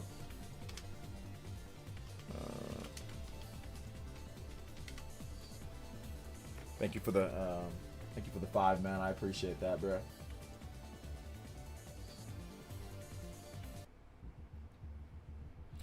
Some so-called PC gamers, PC experience is superior, and like in other options are ignorant until they try PC. For some so-called PC gamer, I mean, like I said, man, I don't mind. Like, people like whatever you like, play whatever you play. I just found out, like I said, if you want to know where a lot of this Bloodborne stuff is coming from, I think it's definitely from a lot of like PC peeps, man, because like they always do stuff like this from what I realize. I mean, PlayStation people don't do it as much because PlayStation still has exclusives. Like Astrobot's still exclusive. Demon Souls still exclusive. They still have some exclusives, and a lot of PlayStation people actually tout exclusives as well. So I don't hear it from PlayStation people. Now, Xbox people are starting to do that because obviously Microsoft is going multi-platform. But beforehand, Xbox people, you know, they were like, no, exclusives, like, we like exclusives too. So the only people that weren't like exclusives are like, you know, good were like PC people, because PC people, they could potentially get games from all sorts, right? Like, they can potentially get games from Microsoft, potentially get games from Sony. I mean, Nintendo doesn't do anything on PC, but like, you know, they can emulate, right? They can emulate unofficially. They can emulate games and play Nintendo games on PC. So they're used to getting a lot of different stuff anyway, through emulation or through other types of means, bootleg, stealing, hacking, whatever the case is, right? So I think that's where, you know, this attitude comes in. It's like, oh, well, no, exclusives aren't good for me as a PC person, because I want to play everything on my platform of choice, which makes sense. You know, like, I get it. You know, I get why somebody would think that way, especially if you're not into Nintendo games or if you don't want to buy their hardware. So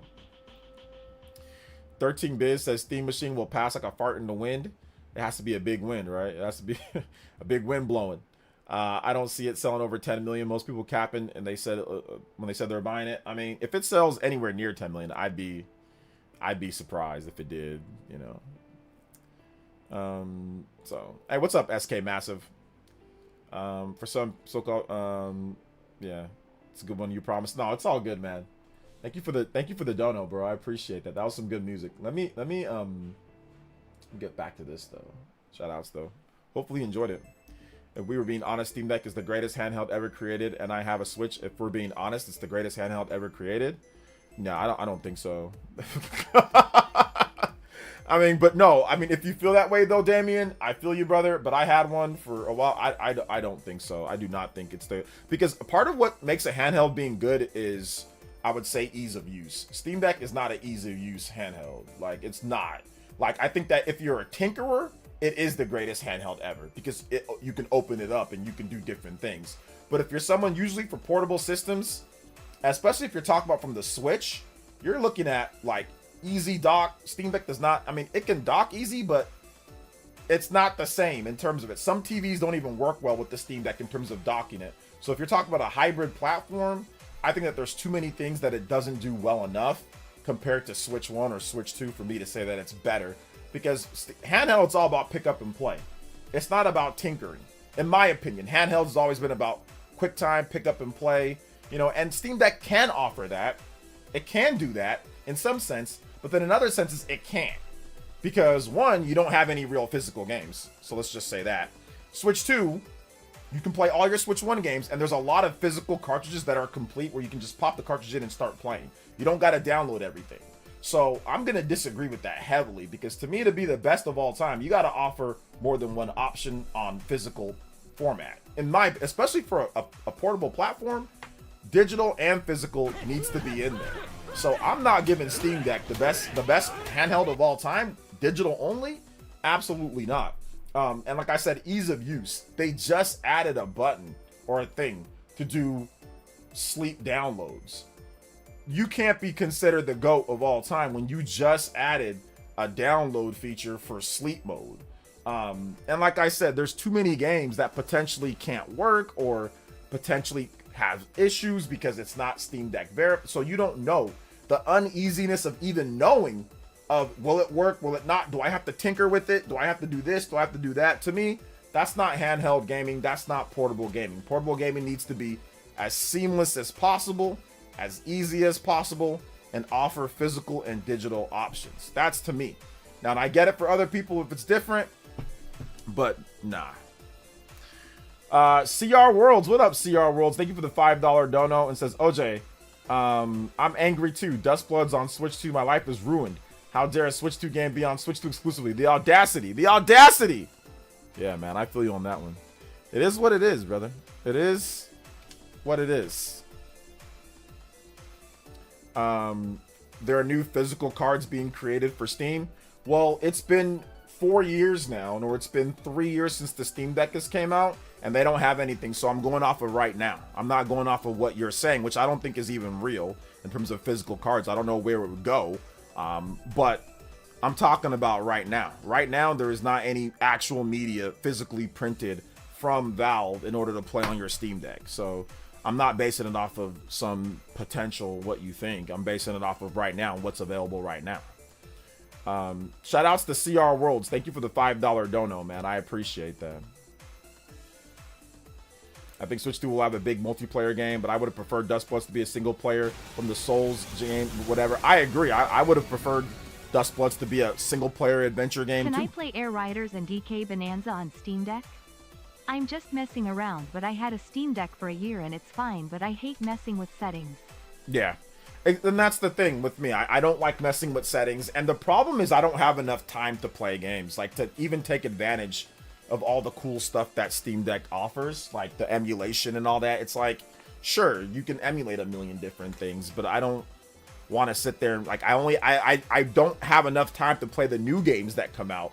I'm sure as heck not going to go back and try to play a bunch of old games. Like, and I even said it with Nintendo's emulation. I have NSO plus expansion pack, but you guys don't see me hyping it up and getting all super excited and streaming it all the time and all that, because I don't. So I'm not someone who's going to sit there and play a bunch of old games that I've already played back in the day, you know, and I don't count that as some type of reasoning why a system's better than another system, because, oh, I can emulate old games. Okay, that's great. Lots of stuff can emulate old stuff. Like, that's not it. I base it off of right now, what's happening with the system, of course, what you have access to is important, but also what are you doing to make the system exciting? What are you doing to make the system seamless? What are you doing to make the system fun?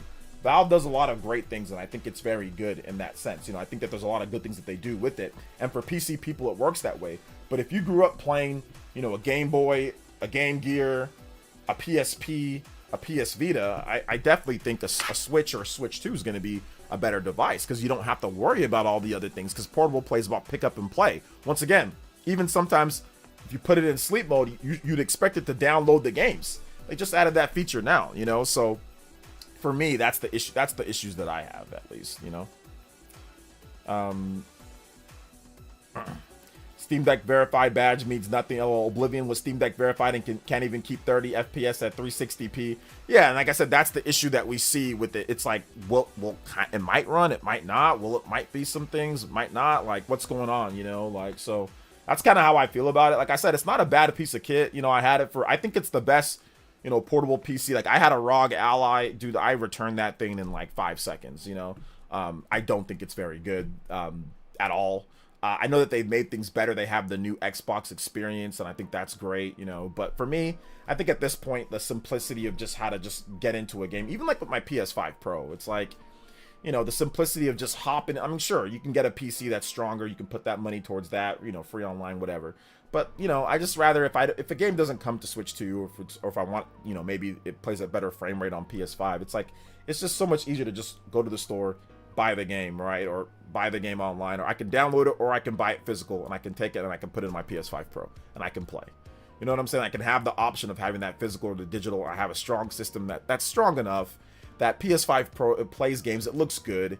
You know, I can't tell the difference between a lot of these, you know, 4080 or 5080 Supers and the PS5 Pro. The graphics are so similar at this point. So for me, it's more of just like the ease of use. And I think that's the reason why Valve wants to made the Steam Deck, and why they're making the Steam Machine, because they want to lower the barrier that it is for PC gaming. You know, I think that, and they want to get into more homes of people. But it's still not quite there yet for me, you know? Not quite there yet for me.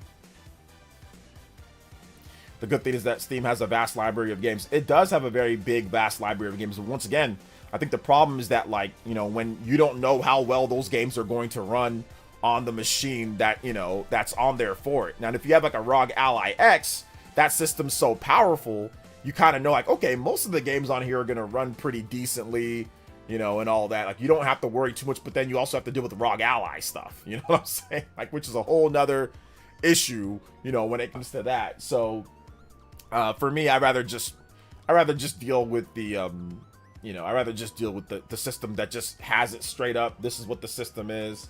This is how you play it. You know, like, I got Age of Calamity. I popped the cartridge in. I don't think there might have been an update. I think, yeah, there was a little update. Took a couple seconds. Downloaded the update. Boom, I was right into playing. Bought it physical. You know, give the option. So yeah, man. That's kind of how I see it. You know, I don't see it as, I just want something simple when it comes to gaming. I'm too old. I used to be into PC stuff, you know. I'm on my third gaming PC, you know, and you know, I've tried. It's just not for me. But like I said, it's not, no hate towards people that it is for, you know. No hate for people that like it, you know. It's fine. No, I'm not gonna make videos on people that say that Switch 2 is the worst thing ever. I traded mine in. I bought this and stuff. I'm like, yeah, go ahead, you know. Have at it. I only kind of clown people that, like, you know, say that it's terrible, it's the worst thing ever, blah blah blah, and then they went out and bought one. I think that's funny. It's like you're just like, you know, grifting for when you knew that you wanted to Switch 2 in the first place, you know. But I guess people can change their minds though, right? Let's see, ROG Ally X, like holding a brick Game Gear. Yeah, I actually played one at Best Buy. They have a demo unit up right next to the Switch 2. And I held it, and it's actually pretty comfortable, but it just looks like a big old Game Gear. That's what it looks like. That's what it reminded me of, just like a freaking Game Gear. And I'm like, yeah, I'm good. And it's like, I said, it's $1,000. I don't know. Maybe if I hop into Sarah Bond's DMs, maybe I can get one for free. You know what I'm saying? Like, maybe if I just kind of hopped into the DMs like some people, I can get one for free. I can shill and get one for free. You know, but, you know, we usually buy our systems around these parts. You know, we usually buy them, so... I can't hop into the DMs and get one for free. I mean, I could try. But, you know, I don't know. We'll see maybe one of these days.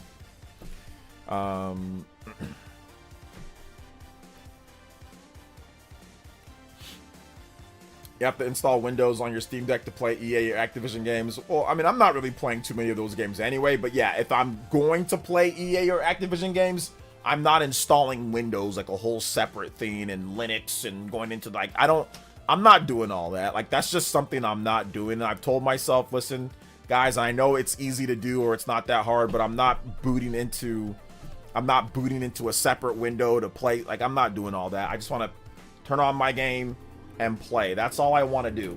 You know, I don't want to do anything outside of that. Like, that's all I want to do, guys. I don't want to, you know, dual boot into Windows or do anything like that, you know. I just don't. It's just not something that I feel like doing, that I feel is even, you know, needed for me at least. I know other people might be, but, you know, yeah, I'm good. I'm good on that one, man. I am good. I am Gucci, you know? So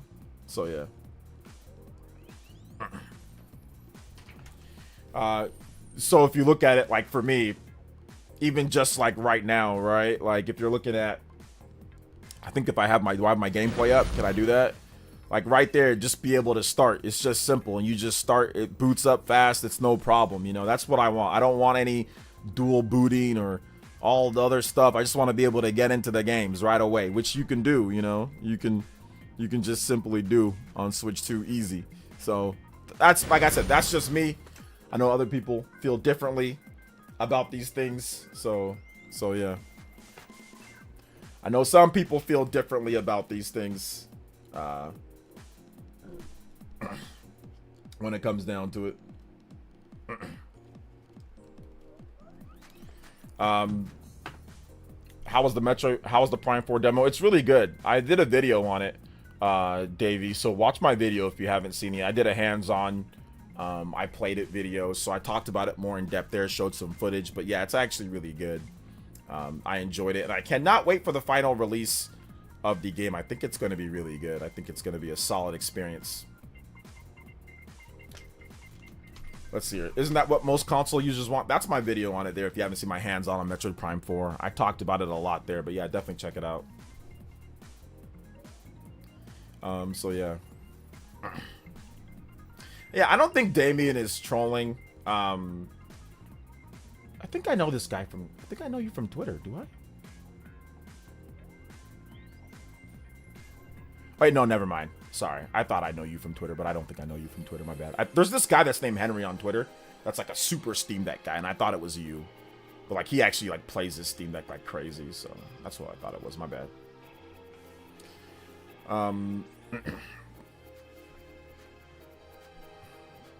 OJ hates FPS for him, so I'd say it's cool as something.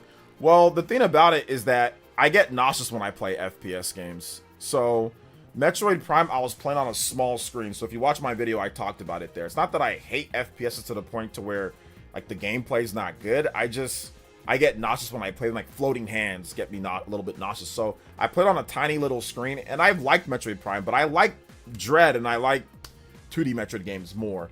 But the screen's small, so I think I didn't get nauseous because of the screen, you know. And I was looking forward to playing Perfect Dark. Like, if it ever came out, I was definitely going to play Perfect Dark on the Xbox Series X, you know? So, so yeah. But yeah, I'm not big on, obviously, yeah, I'm not big on first person because it gets me nauseous. Like, if I didn't get nauseous, I'd probably play more first person, like, adventure games or first person, like, action games or stuff like that, you know? I was glad I did it. I was glad the game didn't really give you any motion sickness too. Yeah, I mean, right now, like I said, it was on a small screen and I was sitting back. You know, who knows what's going to happen if I play it on my monitor here where I'm closer to the monitor, or if I play it on my big OLED, you know, my 50-inch plus OLED. I might get nauseous with that because Metroid Prime put me in a blender for a little bit, you know? So I think I'm also going to have to make sure that I eat, I drink. I'm not like drink water, of course. I eat, I drink, and I'm not dehydrated or I'm not feeling bad or anything. Like, I'm going to make sure that I'm in perfect condition to play. You know, maybe not tired. I think those could all be things that maybe help contribute to the dizziness or the nauseousness, but it doesn't happen with other games with me. It just happens with, you know, with first-person shooters. Also, Metroid Prime moves kind of slow compared to other first-person shooters, so I think that might have helped out a little bit too. Like the smooth frame rate too. I think maybe the 120 FPS, maybe that helped out a little bit. I'm not really sure, so we'll see. Front row IMAX is not for you then? No, front row IMAX is not for me. When I go to the movie theaters, man, I sit in the back, bro. I don't like sitting in the front, or I don't even like sitting in the middle. I like sitting in the back. I like getting a good, nice, you know, zoomed out view. I don't like sitting in the front, like having stuff close up and all that, you know? Yeah, I got the Dramamine ready. I actually got a really good, like, lightweight one that's a sensitive Dramamine online. So I got it ready, man. I'm ready to go. So let's see here. Ultra Instinct OJ is needed, man. I just wish one of these days this would go away. So ginger root pills will help nausea for motion sickness. Ginger root pills. Yeah, I got Dramamine, but maybe I'll check that out too, Melface. Sony isn't third party yet. It's too early to say that. I don't think Sony's third party. Who's saying Sony's third party? Sony's definitely not third party. I mean, they do some third party stuff, like, you know, the Horizon game, like that Lego one. That was, you know, and like they've done, you know, Hot Shots, everybody Hot Shot Golf. They've done Freedom Wars. They've done some other stuff, third party, like on Nintendo Switch, you know, and all that. But I don't think they're quite third party just yet, you know. Not quite just yet. Yeah, I don't smoke, so yeah, I'm good, man. I'm good on all that. I don't smoke. I don't put anything. I might have a little bit of alcohol, like in like an event or something, you know, if a friend comes over or whatever, or if I'm at an event. But I don't really smoke or drink because, you know, I want to live, you know, a long time and I don't want any complications because of smoking or because of drinking or because of drugs. Just because, you know, I worked in the healthcare field and I saw what alcohol and smoking does to people's bodies over the course of time. It's not good. It's not pretty. So yeah, I'm good on all that.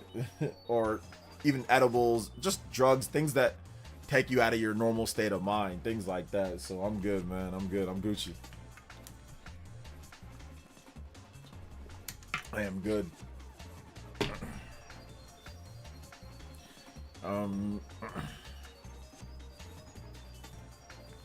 Let's see here. Ratchet and Clank upcoming mobile game.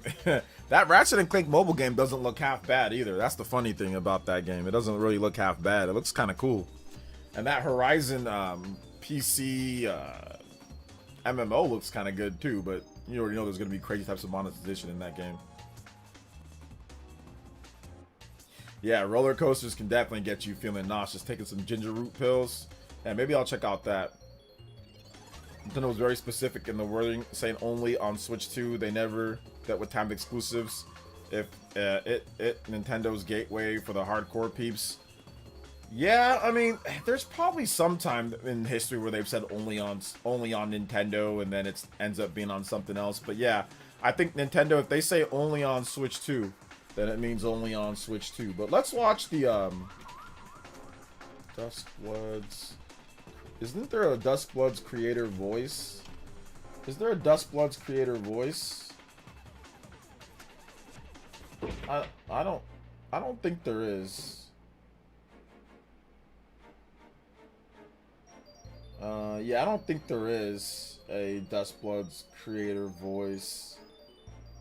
Yeah, I don't think there is. Never mind. I thought that there was one.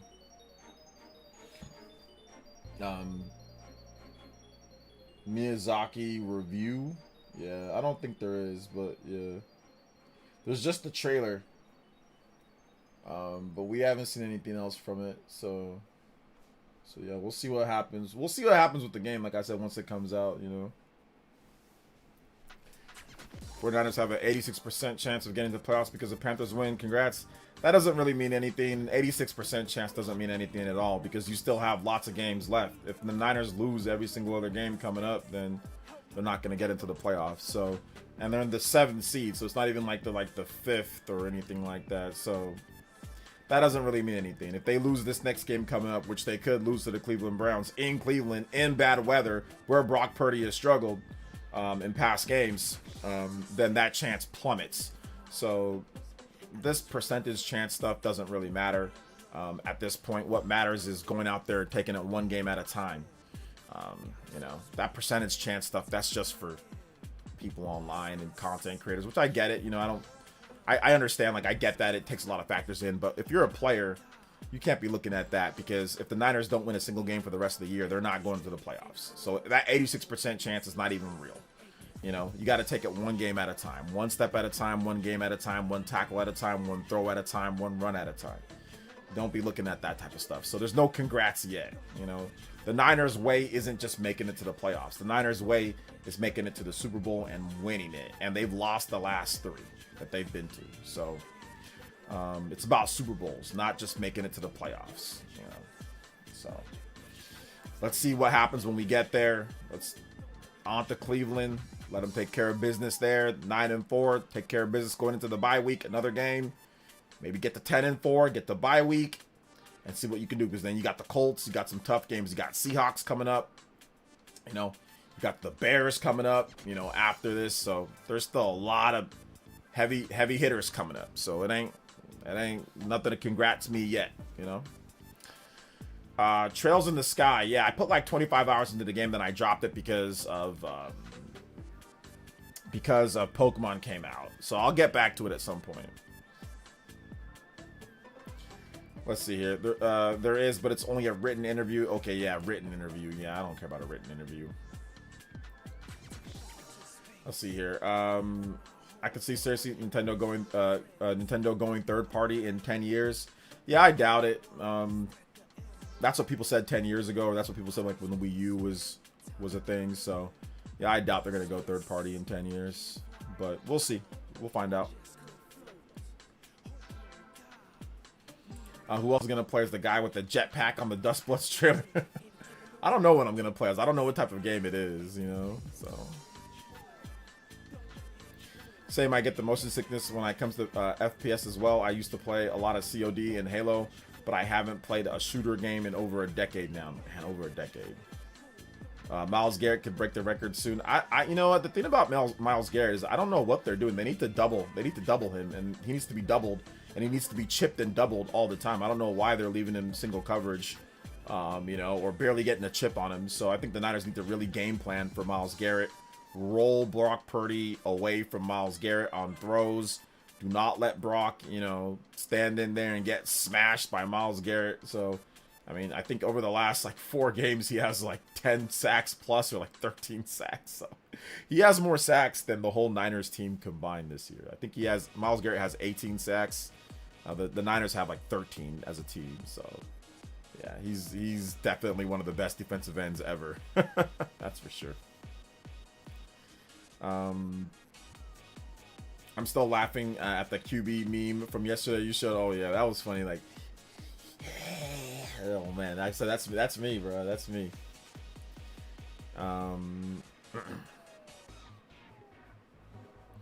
Switch to library, it's going fast. Yeah, I mean, and this week we also got an update for Hyrule Warriors Age of Imprisonment. We got some updates for the what's it called? For the after you beat the game, there's some challenges and stuff like that. So I'm very excited. I want to play some Age of Imprisonment tonight, but I don't think I'll be able to because I gotta work.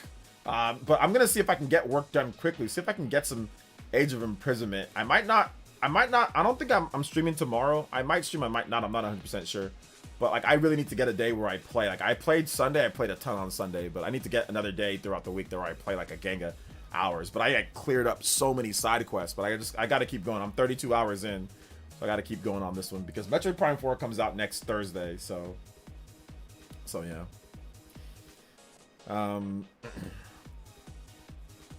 Let's see here. Although rumor, what are your thoughts on Stellar Blade potentially being ported to Switch 2? I mean, it's not necessarily a rumor per se, more so than Shift Up themselves said that they want to port games to other platforms.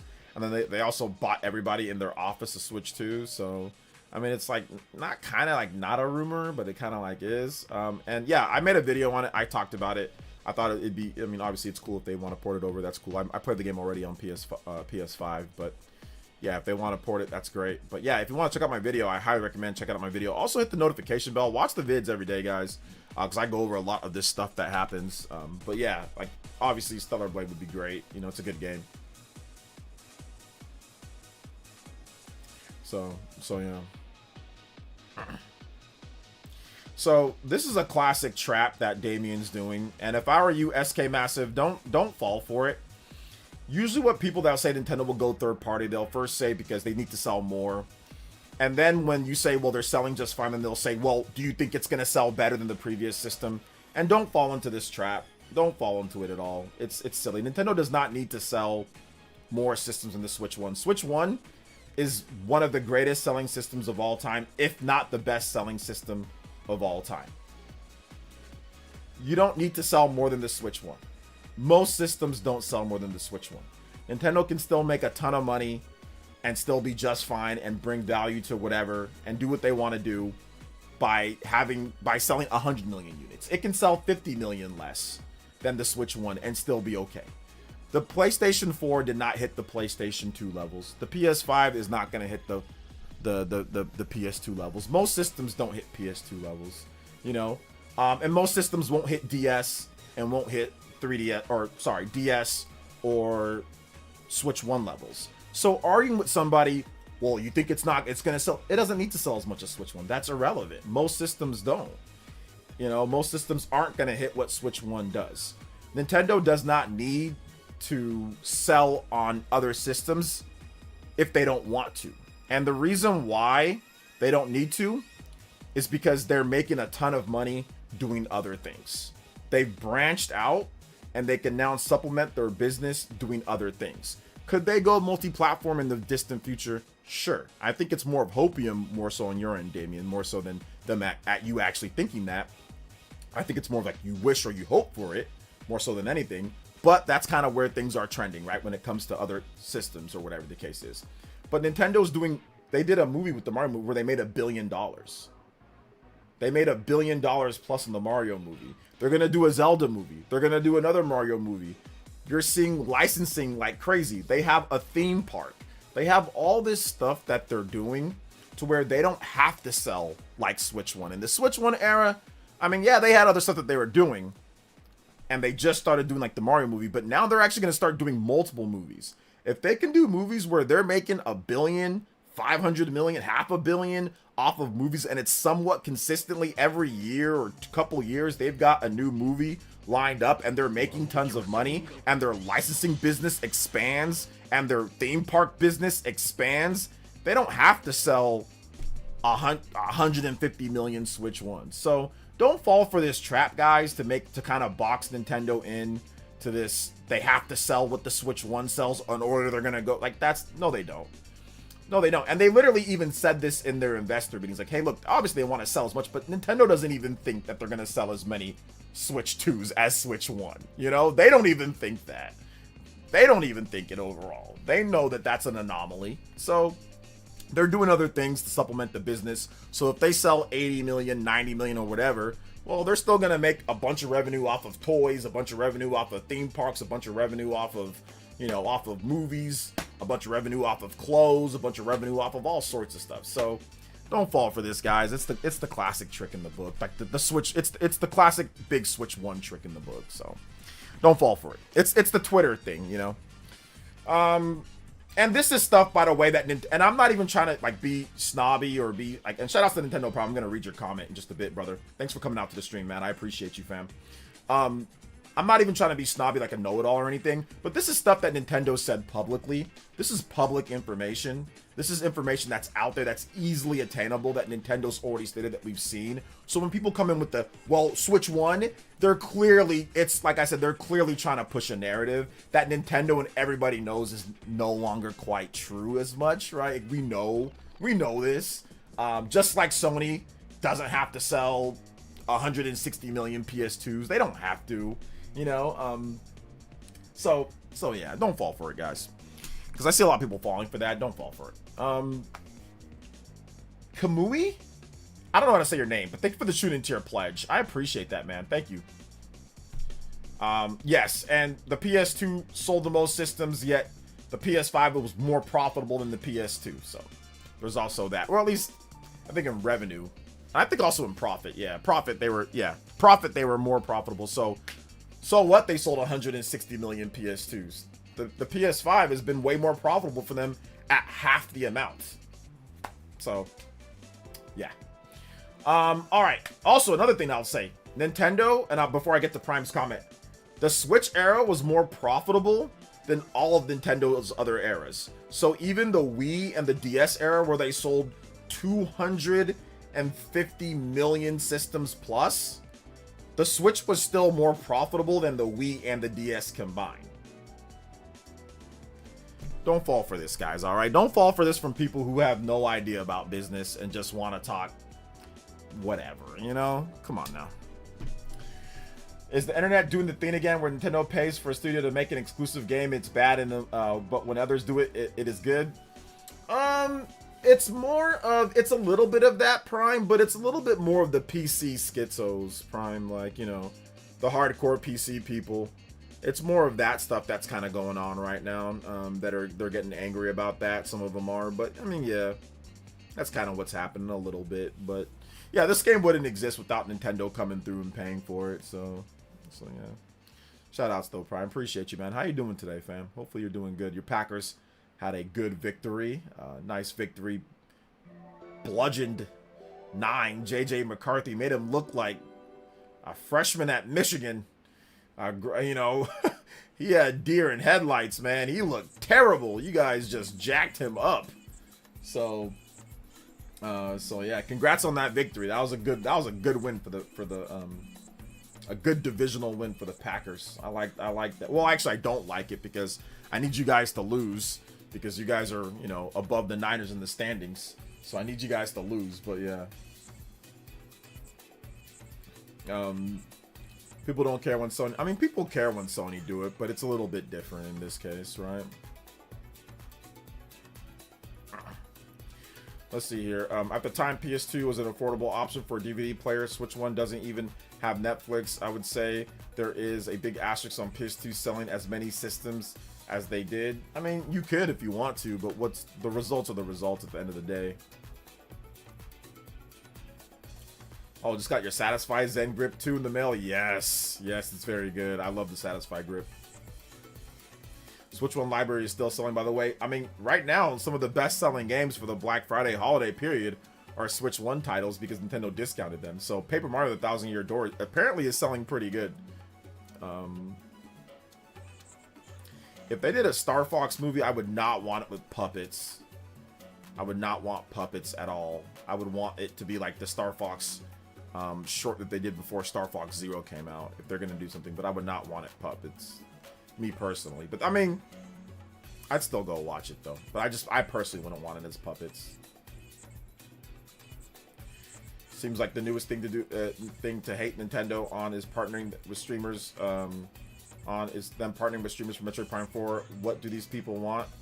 Seems like the newest thing to. Are people hating on that because Nintendo's partnering with streamers for Metroid Prime 4? It seems weird. Let's see here. What do we think in Switch 2 Lite will be the same size as OLED or will be the same size as a regular Switch 2 but no dock? I mean, how can it be a Lite if it's the same size, House Gang? So that makes no sense. You make a Lite and it's the same exact size as the Switch 2. How is that a Lite? The same size as the regular Switch 2. How is that a Lite? I want to know, House Gang, what goes through your head when you say something like that? I'm asking, like, honestly. Why would they make a Lite? It's called Switch 2 Lite, but it's the same exact size, but with no dock. That doesn't make any sense. If they make a Lite system, it's going to be smaller. But you did say that would it be the same size as the OLED? So, I mean, you did say that. I don't know what size it would be. It might be the same size as the OLED. It might be a little bit bigger. But, I mean, I know one thing. It wouldn't be the exact same size as the Switch 2. That means it's not a Lite if it's the exact same size. So yeah.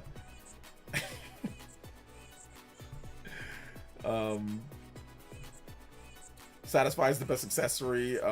Next to a Pro Controller for Switch 2. Love mine. Yes, Pro Controller, great accessory for Switch 2, and Satisfy grip. And I would also say, I don't have it with me, but the, oh gosh, I forgot what it was. One of the I should make a video, like the essential Nintendo Switch 2 items that I have, like how I decked out like my Switch 2, the essential Switch 2 items. Maybe I'll do that type of video for tonight, or maybe I'll think about that video to do for you guys. What the hell is this? Oh, it's Dudley's theme.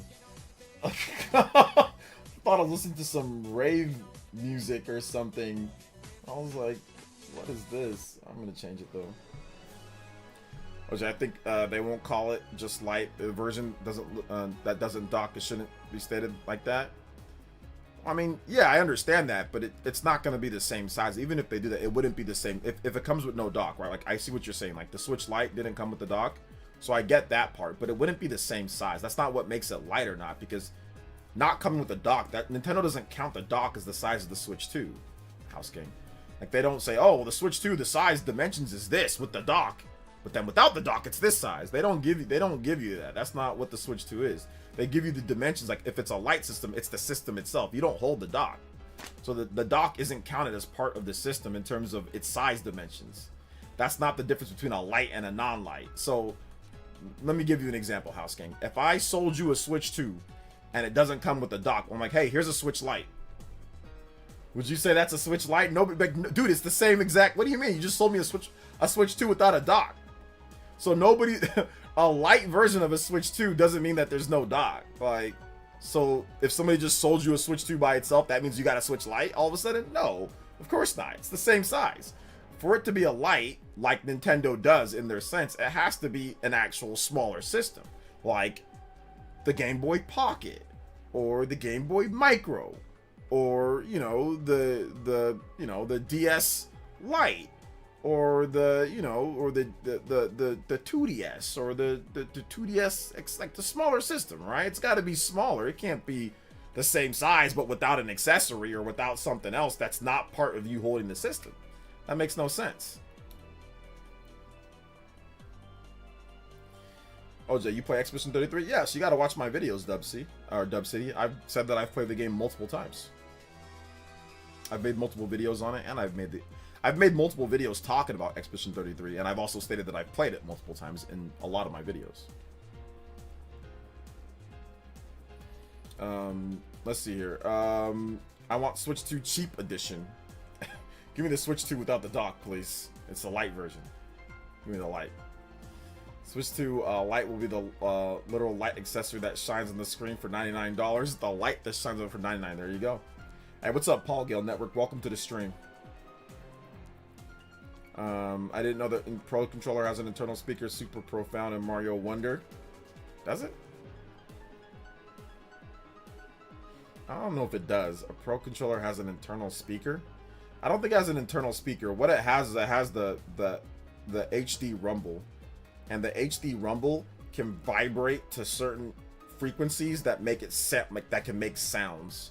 So I think that's what you're hearing. I don't think it's an actual speaker. It's the HD rumble, like, twerking like crazy. You know what I'm saying? Like, that's what it is. Because, like, yeah, sometimes depending on the game, they can make certain sounds or certain things with the HD rumble. So I think that's, but I don't recall the Pro Controller having a speaker. So yeah, I actually like the light build better because it's all one piece, which I know defeats the purpose. Yeah, that's fine. It's just the light is just too small for my hands. But yeah, the light's comfortable for some people. It's smaller, it's a bit more comfortable for them, but it's just a little small for my hands. But yeah, it's good. Or having it all one piece, you know. But yeah, I guess it kind of defeats the purpose. But I'm pretty sure they'll make a light version that's all modular, like a modular Switch that doesn't have the Joy-Cons. I'm pretty sure they'll do something like that. It's like because of the vents catches a lighting on fire. There you go. I bought SMT5 Vengeance for 18 bucks on Black Friday deals. Nice. Vengeance for $18? That is a deal, bro. That is a great deal. I'm glad that you were able to get something like that. Glad that you were able to get it. That's a good deal. I love Vengeance. That game's awesome. I put like 100+ hours into it. Never gave you guys like the 100-hour+ review of the game just because I didn't feel like doing it after all that time.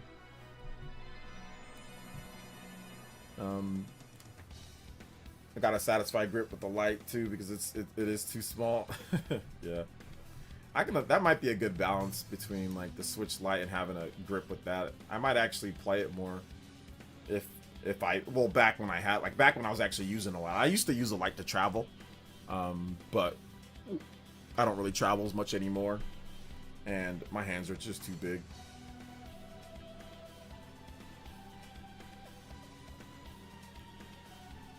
They're probably gonna have a light system to answer your question, House Game, without being snarky about it, without me being the douchey side of me. They're gonna have a light system, and it's probably gonna be in the next 2 to 3 years, I would probably say. The Switch Lite came out 2 years after the Switch, so I'm guessing Switch 2 Lite will be 2 to 3 years. They'll do something. So yeah.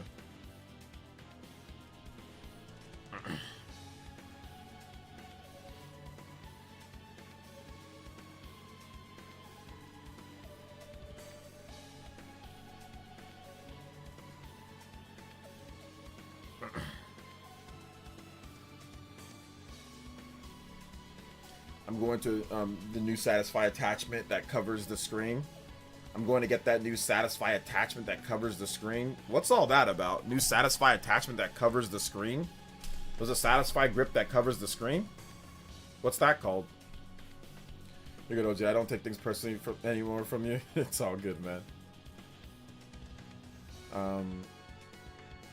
Everyone has the opportunity. I mean, people have had the opportunity to beat Battletoads. I mean, PC emulation save states work, but yeah, I feel you on that one. Obviously, but now having it on NSO opens it up to way, for people up to 30 million people, however many people on NSO that have the service, they can play it now. So yeah, I definitely feel you on that one. It's definitely a good thing that more people get a chance to play Battletoads and also use save states, because that game's tough, man. It is not easy at all. Except when you 80,000 me on your birthday. I did. My bad, brother. Sorry about that. No hard feelings. It's a hard shell cover, but it's just for the screen. A hard shell cover, but it's just for the screen. Does it dock?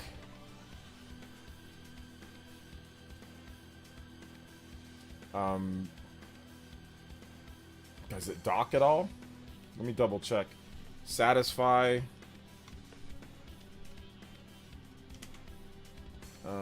Switch to cover? Is this like a new product? I haven't seen this on their website. Let me double check.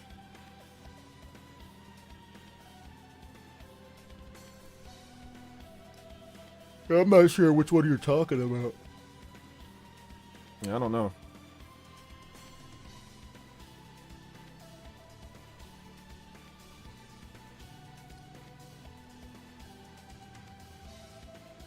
Yeah, I'm not sure which one. So somebody that knows about it, let me know.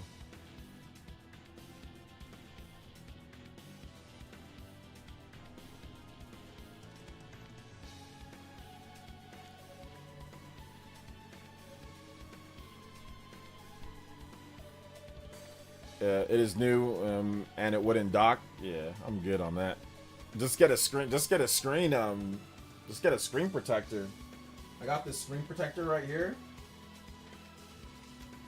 and it looks so clean. It looks so fresh. It looks so clean. Why's my Switch 2 on? It looks so fresh. Look at that. Woo! I got a nice Illumiglass screen protector. Been playing Age of Imprisonment. Got Tomb Raider on there. Got some other stuff, but this way you can see it a little bit better. This system's great, man. I'm telling you. It is. You just download the game, or you get the cartridge. There's the cartridge. You just take the cartridge. You put it in the system. And you can actually play physical media of some sorts. And Age of Imprisonment is like a goated game, man. It is so good. I want to play it right now, but I gotta work. I'm working, you know.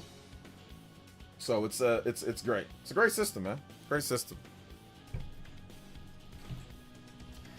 I'm gonna make that video for you guys. Essential like Switch 2 accessories and stuff that I have for my Switch 2. I think that might be a good video. I have a couple different things here that I want to show you guys that I think it'd be fun to talk about, and just like a review level. Switch 2 Pro Controller. I do have I don't know if this is an essential thing, but I do have the Switch 2 camera, which you can use other USB cameras, but I do have this one. This one's not bad in terms of the quality, but it's not great, but it's not bad either. I also have a GameCube controller. I want to talk about this GameCube controller. I think it's really good. I want to talk about this GameCube controller. So I have some accessories. I have some stuff. I have the Satisfy grip. That's great as well. I don't know, but I always like using the rewind feature on the NSO games. Lol, can you please play Corbo's theme from Pokemon Legends Za? Oh, shout outs to Corbo. He's like my favorite character in that game, like in terms of like the gym leaders or whatever.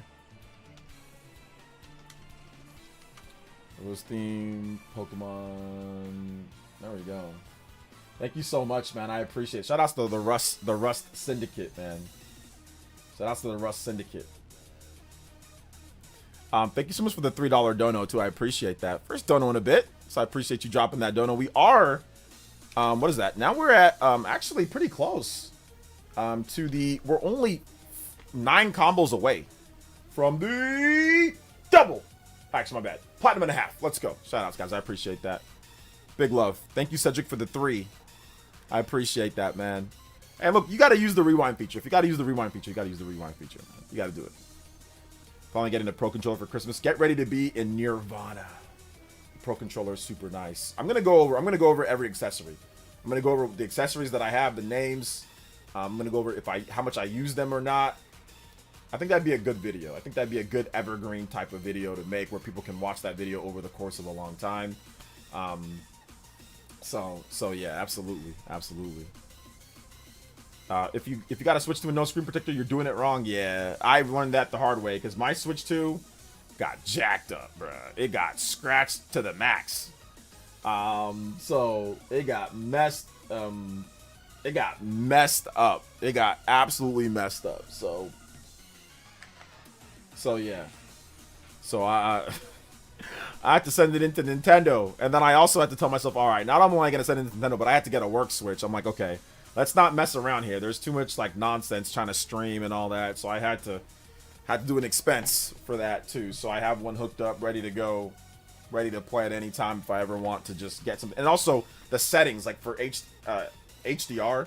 I like HDR. I think HDR is okay, but the settings for HDR are different on different TVs, like or on different monitors. If you have an MSI monitor and you do HDR with the capture card, it jacks things up. I don't know what's going on, but it jacks things up. It looks okay on my screen, but the settings in terms of where you put the peak brightness is different than an LG. An LG is completely different from an MSI, so you have to put it at different settings, so it messes up, so I can't constantly just keep switching the system. So I had to get a work one. Shout outs to Dane with the $1 dono. It says finally pulled the trigger on the PS5 Pro and down all the first-party pushing games since the PS3 were just added to my backlog. LOL. Wish me luck. Do you have any favorite first-party PlayStation game or franchise? I mean, I don't know if it was ever first-party, but Crash Bandicoot back in the day. It's not first-party now, obviously. But if I had to pick one, like I liked Parappa, the rapper. I liked that. I liked that one. I liked Jet Moto. I like Jet Moto. I liked Motorstorm on the PS3. I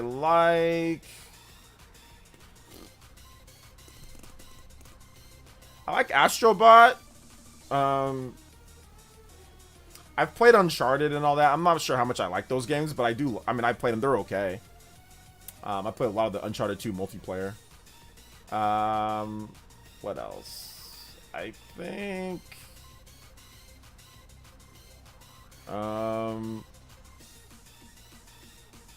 Yeah. I like Returnal. Yeah, Returnal's pretty good. Yeah, Returnal. Yeah, that's it for me. I think those are all really good. Thank you for the dollar dono, Dane. I appreciate that, man. 8 combos away from that platinum and a half. Let's go. Appreciate that. Let's go. Let's get it. Death Stranding 2 just got rated for PC, then exclusives leaving faster than they used to when it comes to PlayStation. Well, yeah, I mean, Death Stranding has to come to PC fast. I don't think that game's selling, like, super hot on PS5. I think people play Death Stranding 1 and were like, yeah, I'm good. Oh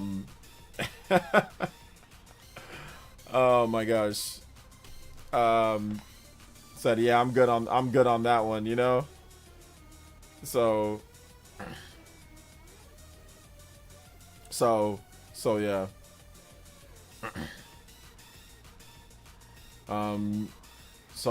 It's crazy, man. It's crazy.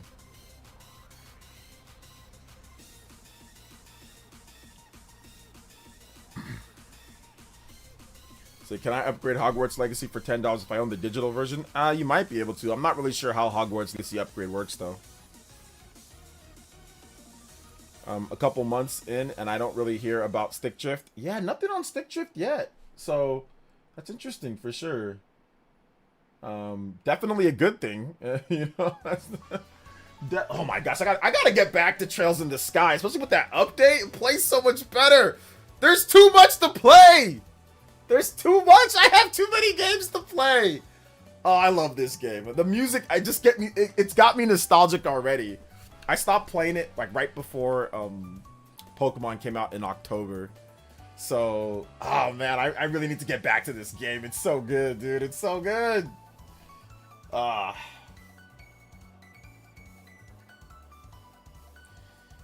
So good.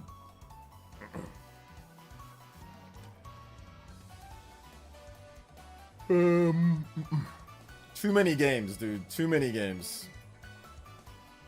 I think the sticks have silicone gel inside. Yeah, I mean, I know they called them like smooth gliding sticks. You know, like they smooth glide. I think it was on these and on the these ones feel a lot better. I think it was these analog sticks feel really good compared to the Switch 2 Joy-Cons. They feel both the Switch 2 Joy-Cons feel okay. But the Switch 2 Pro controller feels better. So I think whatever they did, they have their own custom technology that they built into there to make sure that there's no stick drift. You know, to make sure that or it's severely reduced. And that was a big thing before the Switch 2 launched. They don't have, you know, what were what does everyone say that they're supposed to have I already forgot what it's called. The sticks that don't do stick drift. I forgot what the technology is called. People were that was somewhat of a big deal. That the analog sticks don't have that in there. They're gonna drift so easily, you know. But I forgot what it's called. But yeah, people were making a big deal that they don't have those. Like Nintendo wouldn't confirm. They said, "Oh, we don't have that in there." But they could have had their own technology. I'm not sure. I'm not sure what they use, but it's definitely Hall effect. There we go. The Hall effect, or the TMCR, or TM something, or whatever. There's like 2 types, but Hall effect is like the popular type that a lot of the third-party controllers use. So yeah, it doesn't have the Hall effect. So yeah, pretty cool. Pretty cool. They maybe have their own Hall effect.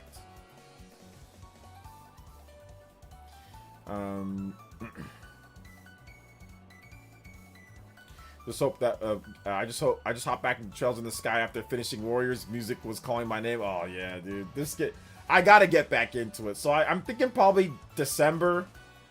I'm thinking maybe January. If I can finish up Age of Imprisonment, if I can finish up Metroid Prime 4 and Age of Imprisonment by December, and then I think maybe January. There's no new first-party game for Nintendo in January. So I think January can be a really good month. Maybe the end of December and January that I just play Trails in the Sky. I just play that game and I can just go through that game and enjoy it and play it and beat it.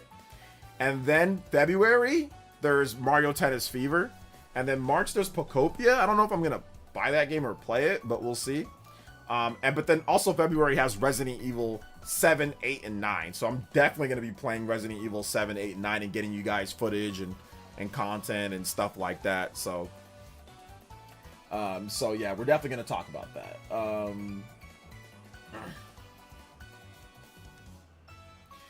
The magnet-ish that everyone glazes the Dreamcast for. Yeah. The ball effect. LeVar Ball. So yeah. Yeah, Switch 2 controller feels nice to play, man. Oh, you know what? Yeah, you're right. Final Fantasy VII Remake. Dude. Final Fantasy VII Remake Intergrade comes out next. It comes out in January. But it's the end of January, though. So if I can finish Metroid Prime 4 and Hyrule Warriors in December, and then January, I still have some time before FF7 Remake comes out. But FF7 Remake, it's not a priority to beat all the way through, to play all the way through, because I've already played and beat it on PS4. I beat it on my PS4, on my PS4 Pro. I think I played on PS4 Pro. Yeah, I beat it on my PS4 Pro. So there's no need to rush through FF7 Remake. What I'll do is I'll pick up the game, I'll play it, I'll give my thoughts on it as like a Switch 2 port, but I don't think I'm gonna play all the way through it and like really prioritize it, because I already played and beat it, you know. So yeah, it's not gonna get priority, but I am gonna buy it for. I mean, it's $40 with the game key card, so I'll pick it up game key card, so just so I can have like the box art and stuff, like the magic cards in there, and then I'll put it on my shelf and be like, all right, cool, I got it. Maybe I'll stream it, you know. Maybe that might be a good stream game, you know. February is Mario Tennis Fever for me. That month is booked. LOL. Resident Evil 9. Yeah, Mario Tennis Fever. That's a good month, man. Are you picking up a double pack on PS5? No. I already have the game. I already have Final Fantasy VII Remake Intergrade PS5. I already have FF7 Remake on the PS4. I already have it on PC, Epic Game Store. I already have it. I already have the PS5. No. That's just... No. I already have Final Fantasy VII Rebirth. There's no point in picking that up. Why would I pick that up? I already have both games. Mario Tennis Fever. I already have both games physical, you know, and digital. So, yeah. Nope. Mario Tennis Fever looks fun as hell. It's day one. Yeah, Mario Tennis Fever looks good. It's going to be a fun multiplayer game. Oh my gosh. Yo, Mr. Pinky, I like you, my man. I am super hyped for Fire Emblem Fortune's Weave, dude. I am so hyped for that game. I think it's going to be really good. I think it's going to be like one of the best, if not the best, Fire Emblem game. I have a feeling that it's going to be like really, really, really, really, really good. You know, I just have a feeling that it's going to be super good. Like it's going to finally get up to the level of where we need Fire Emblem to get to from a presentation and from a performance standpoint. I think it's going to be really good for that, you know. So yeah, be really good for that.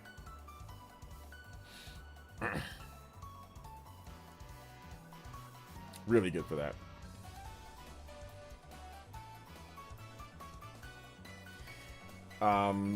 If they can top 3 houses, I'll be surprised.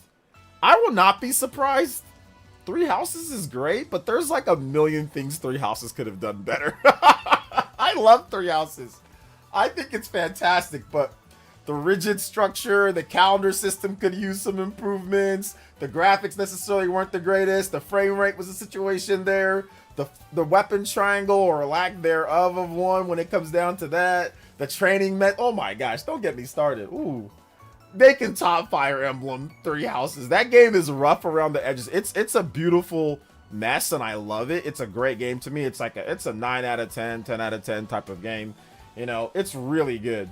But like, dude, there's a million things they could have done to make that game better. There's like a million things, like if they had the time, because the game already got delayed twice, so they probably didn't have the time. And the Switch 1 hardware.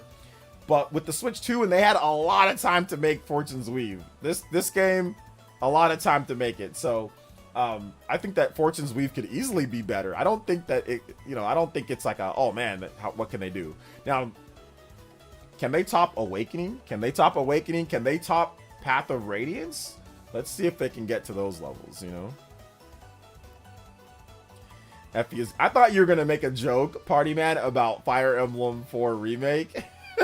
So if you want to make that joke, you can make the joke. It's fine. I thought you were gonna make a joke. I can't wait for Fire Emblem 4 remake, huh, OJ? Huh? The new Hyrule Warriors game came and went. Shame it didn't even look. My favorite games of the year. Hyrule Warriors is what OJ thinks Fortune Weave will be. Hyrule Warriors game is what OJ. Hyrule Warriors definitely did not come and go. It just got new content that's coming out this week, and from what Paul Gale said, 500,000 plus in sales already. It's still up on the eShop charts. I think it's number 5 or it's number. I don't know exactly where it's at. Let me double check. But it's still selling in the top charts in a lot of the places. Nintendo charts, of course, eShop charts. It's still in the top Amazon sales charts as well. So I'm not sure how it came and went. And there's new DLC coming out. And people are still talking about it. I mean, people are still talking about it on Twitter. Nintendo, like I said, Nintendo just put out there. So I'm not sure how it came and went. We were just discussing it today. So yeah. And I was just talking about how I got to get through the game and beat it today and all that. So I don't think it really came and went. Not yet. I'm looking at the eShop, and yeah, it's number 3 on the eShop, and it's been out now for what, 2 weeks? When did it come out? It came out.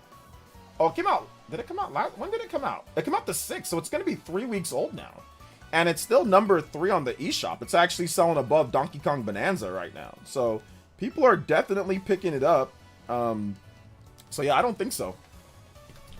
If it came, I mean, you know what was a real came and went game? Daemon X Machina Titanic Scion. That came and that went. That's a real came and went game, because people don't talk about that game. People don't care about that game. That game came and went because they messed up on the platform that everybody actually wanted to buy it on. Nobody cared on Xbox and PlayStation. It was like in the top sales charts, like the top 15 for like a couple days, and then or a day or two, and then it was gone. But Hyrule Warriors it's been 3 weeks. It's still in the top 5, top 3 right now.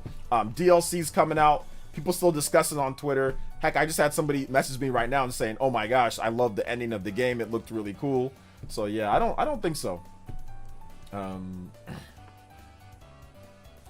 don't think so. But it's all good, Levi Knox. I'm guessing you didn't play the game. I'm guessing you don't have a Switch 2, or you didn't play the game, or you don't care. So yeah. Let's see. I was wondering if that was worth picking up. It's $20 off right now. If what was worth picking up, the Great Wall. You gotta mention what game you're talking about.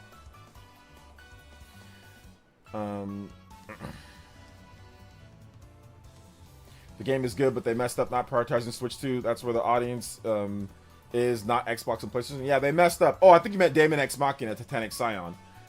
It's worth it on PS5, maybe. PS5 or Xbox Series, or like a Steam Deck version or something. It's not worth it on Switch 2, no. They messed up, man.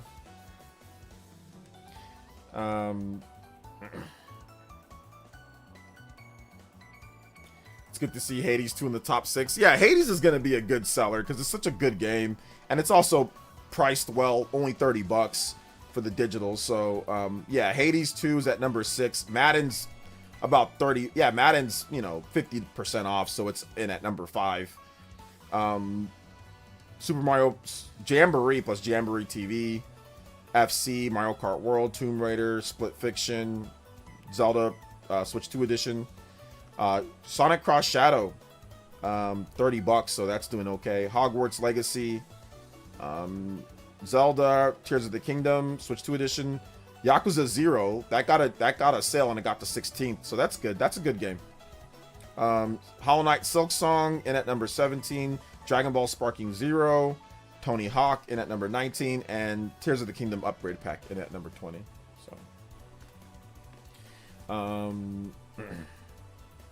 So I completely missed the point, son. I was being facetious saying how much I like the game. That should have got more hype than it did. Glad to clear that up. Incredible game, no problem. Hey, it's all good, brother. It's all good. But I don't know the way that you said it came and went. Usually the came and went, that's what GK says on Twitter. That means people don't care about the game at all. Like, oh, nobody cares. People aren't talking about it. It's not doing well. Like, whatever. And like that doesn't describe, Hyrule Warriors Age of Imprisonment. So it's selling well. People are liking it. People are playing it. It reviewed decently enough. People are talking about it. There was a booty picture on on Twitter with Zelda. People realized that Zelda actually has some shape to her. So there was that as well. That got a lot of tweets and stuff like that. And like I said, new DLC's coming out as well. So more people are going to pick it up. People are picking it up every single day. It's number 3 on the eShop. So I don't know. I think it's doing well. And I mean, there's no sales numbers official yet, but Paul Gale's usually pretty good on his sales numbers, his inside numbers. It says it sold over 600,000 units in the opening week or so. So I think it's going to be a million seller by the end of the year or by early next year. And I'm pretty sure it's going to sell for the generation. They're doing free DLC. They're not doing any expansion just yet. So free DLC is great. Add that on there. It gets people excited about the game as well. So yeah, I think it's going to do fine. I think it's doing good. But it's all good, man. Let's see here. My friend without a Switch 2 is interested in Daemon X Machina Titanic Sound, but it would have been much preferred. But I would have much preferred Switch 2. Yeah, they messed up. It's not very good on Switch 2. It's not very good. Let's see here. Yakuza 0 is $30 for Black Friday. Yes, it is. Game key card plus digital. Any chance they port Armored Core 6 to Switch 2? Maybe, but probably not. But maybe.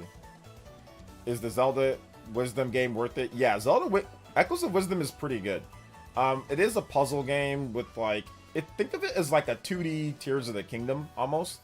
It's like there's like a lot of different ways that you can make these echoes, and then like these echoes they can like help you, like you can employ them, like you can have them, like you can make an echo of like an enemy, and then like you can use that enemy to fight, or you can make an echo of a bed, and then you can stack the bed up to get to a different place, or you can make an echo of like a lot of different stuff, and you can use that to solve puzzles. Now, if you have the Switch 2, it makes it so much better because the game originally had issues. The game had a lot of issues on Switch 1. The frame rate was so bad. Like it was like it tried to target 60, but it would like dip underneath all the time. It would like go all over the place. It wasn't locked. So it just created a herky-jerky experience. But on Switch 2, it's locked at 60. Plus, they did an update where it gets you better quality of life features. Plus, they did resolution. It looks sharp and clean. So yeah, I recommend it for Black Friday. I mean, if you like puzzle games and if you like, that type of 2D Zelda adventure. So if you like Link to the Past, or if you like, Link's Awakening, stuff like that, plus like a little side of like little miniature Tears of the Kingdom stuff as well, then I'd say yeah. Or Breath of the Wild Tears of the Kingdom, then I'd say yeah, it's worth it for that. I think it's what, $30 for Black Friday. So yeah. Yeah, like I said, I'm going to have to disagree with you on that one, Nox. You're saying, here in NY, I mean, that's fine, NY's NY, but I'm looking at the sales numbers, and I'm looking at what people are actually playing, and people are buying it and playing it, so to me, that doesn't mean that there's no hype for it or anything like that, so I'm just going to have to disagree. I'm just going to have to disagree, because like, if there wasn't any hype, why are people buying it? Why is it still in the top of the sales charts? Why is it still there? So like I said, if it fell out of the top of the sales charts, or if people weren't talking about it on Twitter, or if nobody was talking about it at all, like I said, Party Man was just talking to me about it. If people weren't talking to me about it on Twitter or whatever the case is, or discussing it, then I'd agree with you. But the problem is that, like you're saying, oh, well, in New York, I mean, like, okay, everybody doesn't live in New York, like New York is just New York. I mean, there's plenty of places online where people are talking about it, enjoying the game, and like I said, and buying it. So yeah, I'm just gonna have to disagree with that, but it's all good. Like I said, if you want to go by how you feel what hype is based off of your area, and that's it, that's fine. But I'm just gonna go off of what I see online. I'm not going off of any singular area of like if it's hype or not. I'm gonna go off the sales numbers. So if I see people buying it, if it's in the top sales charts, I'm gonna say that it's hype, people like it, and it didn't come and go. So yeah, that's just, like I said, that's just my definition. Other people have different definitions of what there is, but to me, if it's selling, there's still hype. That's the definition. If a game sells, that means that there's hype, just like anything else. That's what hype means. If a game is selling good, there's hype, plain and simple. It's an easy way to follow things. If a game is selling good, there's hype. Or I mean, when you look at it online, also, you can also have like the Steam Deck type of hype, where it's like people will talk about it like it's the greatest thing ever, and then you look at the sales numbers and it's like nowhere near as good as like consoles at all. So like the hype online is like crazy high, but like the actual sales are like not that great,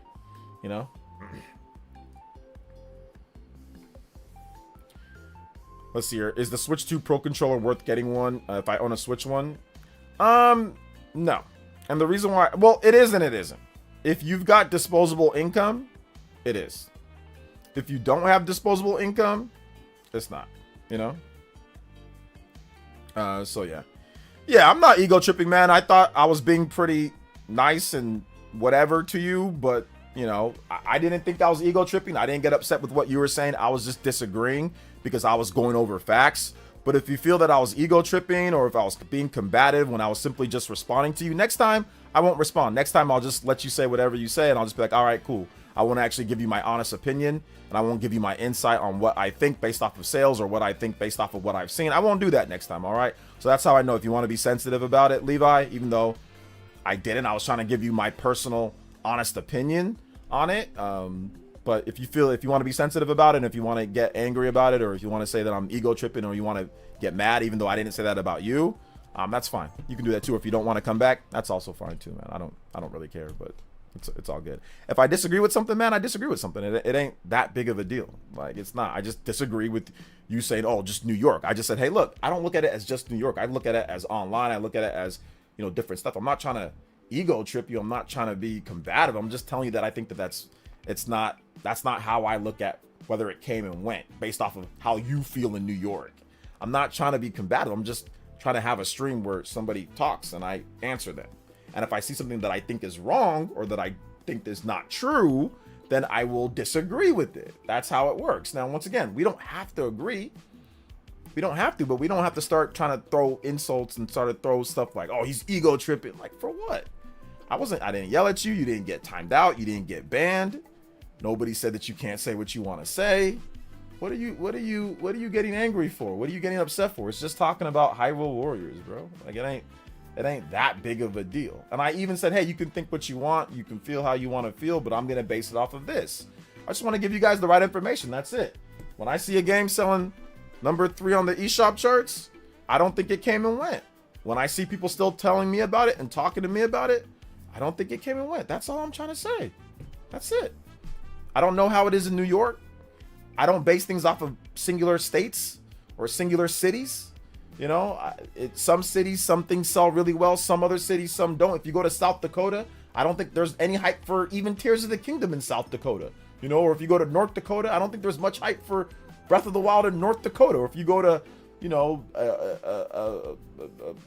certain parts of maybe Oklahoma or something, like certain parts, there might not be any hype for any games. You know, so I don't base what something came and went or if there's hype or not based off of New York or based off of here or there. I get New York's a mecca. I get that a lot of people game in New York, but I don't base it off of your own personal opinion on what you saw in New York. I base it off of what's selling. That's it. So it's a fundamental disagreement on that, you know, because I'm trying to give you guys the right information. And me personally, and I'd say this to anybody here, don't base if something's hype or not. Don't base it off of what you see. Base it off of what you see in your area.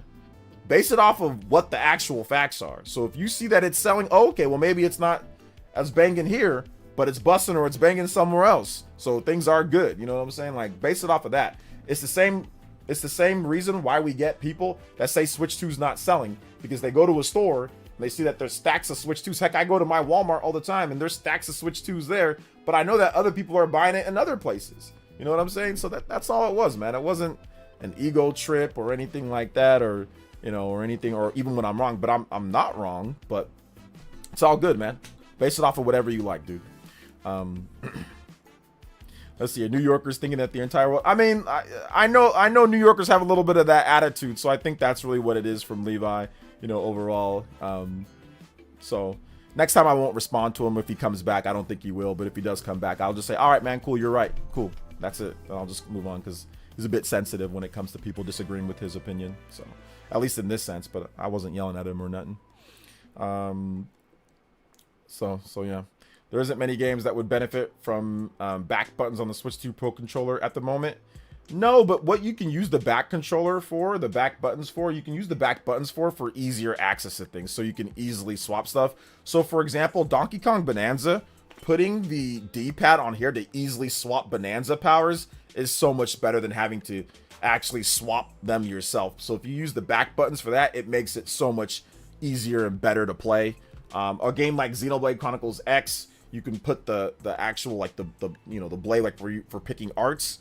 You can put that on here and it makes it so much better as well. So yeah, like I only recommend the Switch 2 Pro controller if you have like disposable income and you're okay. Like if you want like the best possible experience for every single game, you know, then I'd say, yeah, go ahead and pick it up because it's pricey, you know. But if you have a Switch 1 Pro controller, I have a Switch 1 Pro controller, you know, I have a lot of them. Here's my Tears of the Kingdom one. I use it all the time for like my work Switch 2. I don't use the Pro controller. I mean, I don't have two, but maybe I'll get another one. So maybe I'll get it. But I want to wait maybe for a special edition one that I like, and then maybe I'll buy another one. But I use this one, and it works just fine. So I would say only if you have disposable income, or if you want to actually get like the most comfort and like ease of use for Switch 2 games, because there are some games that can take advantage of those back plates to be like, to just play better. Donkey Kong Bonanza is a big one, you know. Xenoblade Chronicles X is another big one. Most RPGs you can map something to there and it'd play better on there, you know. So yeah. So I can tell you right now, the hype for Kirby was real in Philly. Kirby Air Riders sold out in day at Walmart and Target. Well, I mean, like I said, we'll see once the sales numbers come out when it comes to Kirby and when it comes to all the other games and stuff like that. We'll know, let's see, September, October, November, December. So we'll get October, November, December sales numbers. We'll get those in February. We'll get those in February. So we'll find out how everything did and all that. Yeah, the Resident Evil Pro controller looks okay. I'm not sure if that's the one that I want. I mean, I might get that one, but that's like $100 controller, so I'm not so sure about that one. I kind of looking for something a little bit different. Maybe like a Fire Emblem controller or like a Xenoblade controller or something like that would be nice. Remapping the jump in Tears of the Kingdom to the back grip was genius. Oh yeah, even stuff like that's really good, you know.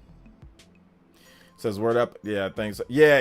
The back buttons are really good just for like mapping certain features, certain functions. The best game that I can think of is Bonanza, because man, just being able to quickly swap the Bonanza powers is really good compared to, you know, having to take your hand off of the movement and use the D-pad. That right there, that gives you less potential options. So yeah, having the on here to swap the Bonanza powers is really good. And like I said, a lot of RPGs you can use it for that too, you know. Although I was gonna spare you the Fire Emblem joke, I was looking forward to Fortune's Weave. I know you have PTSD when I mention Fire. I do. I always think there's some. You know what? But make those jokes, man. Because if it was me, I'd make those jokes every time too. So yeah, I would also do the same thing. You know, if it was me, I would definitely do the exact same thing. Overall, so yeah, makes sense to me. Yeah, the D-pad's significantly better. Yeah, I should also mention that too, right? The D-pad is ridiculously better. They actually fixed it. It works like it's supposed to work. You know, the D-pad on the Pro controller, I mean, it got a little bit better with iterations, but still never to the point to where people that were D-pad enthusiasts were happy with. But the D-pad on the Switch 2 is definitely better, from what I understand. I think Bob Wolf and other people, you know, controller people, tested it out and said that it's pretty good. So yeah.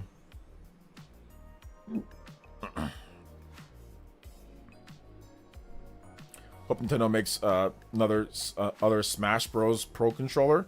Yeah, that'd be nice. To be honest, the chatter was right. He didn't say anything bad. He just said, great game, be washed because more hype. I agree. Plus, right, OJ always nitpicking comments, positive. Just when they argue. I'm not sure what you're talking about, nor, but all right, man. I'm not sure if that's a sock account or whatever the case is.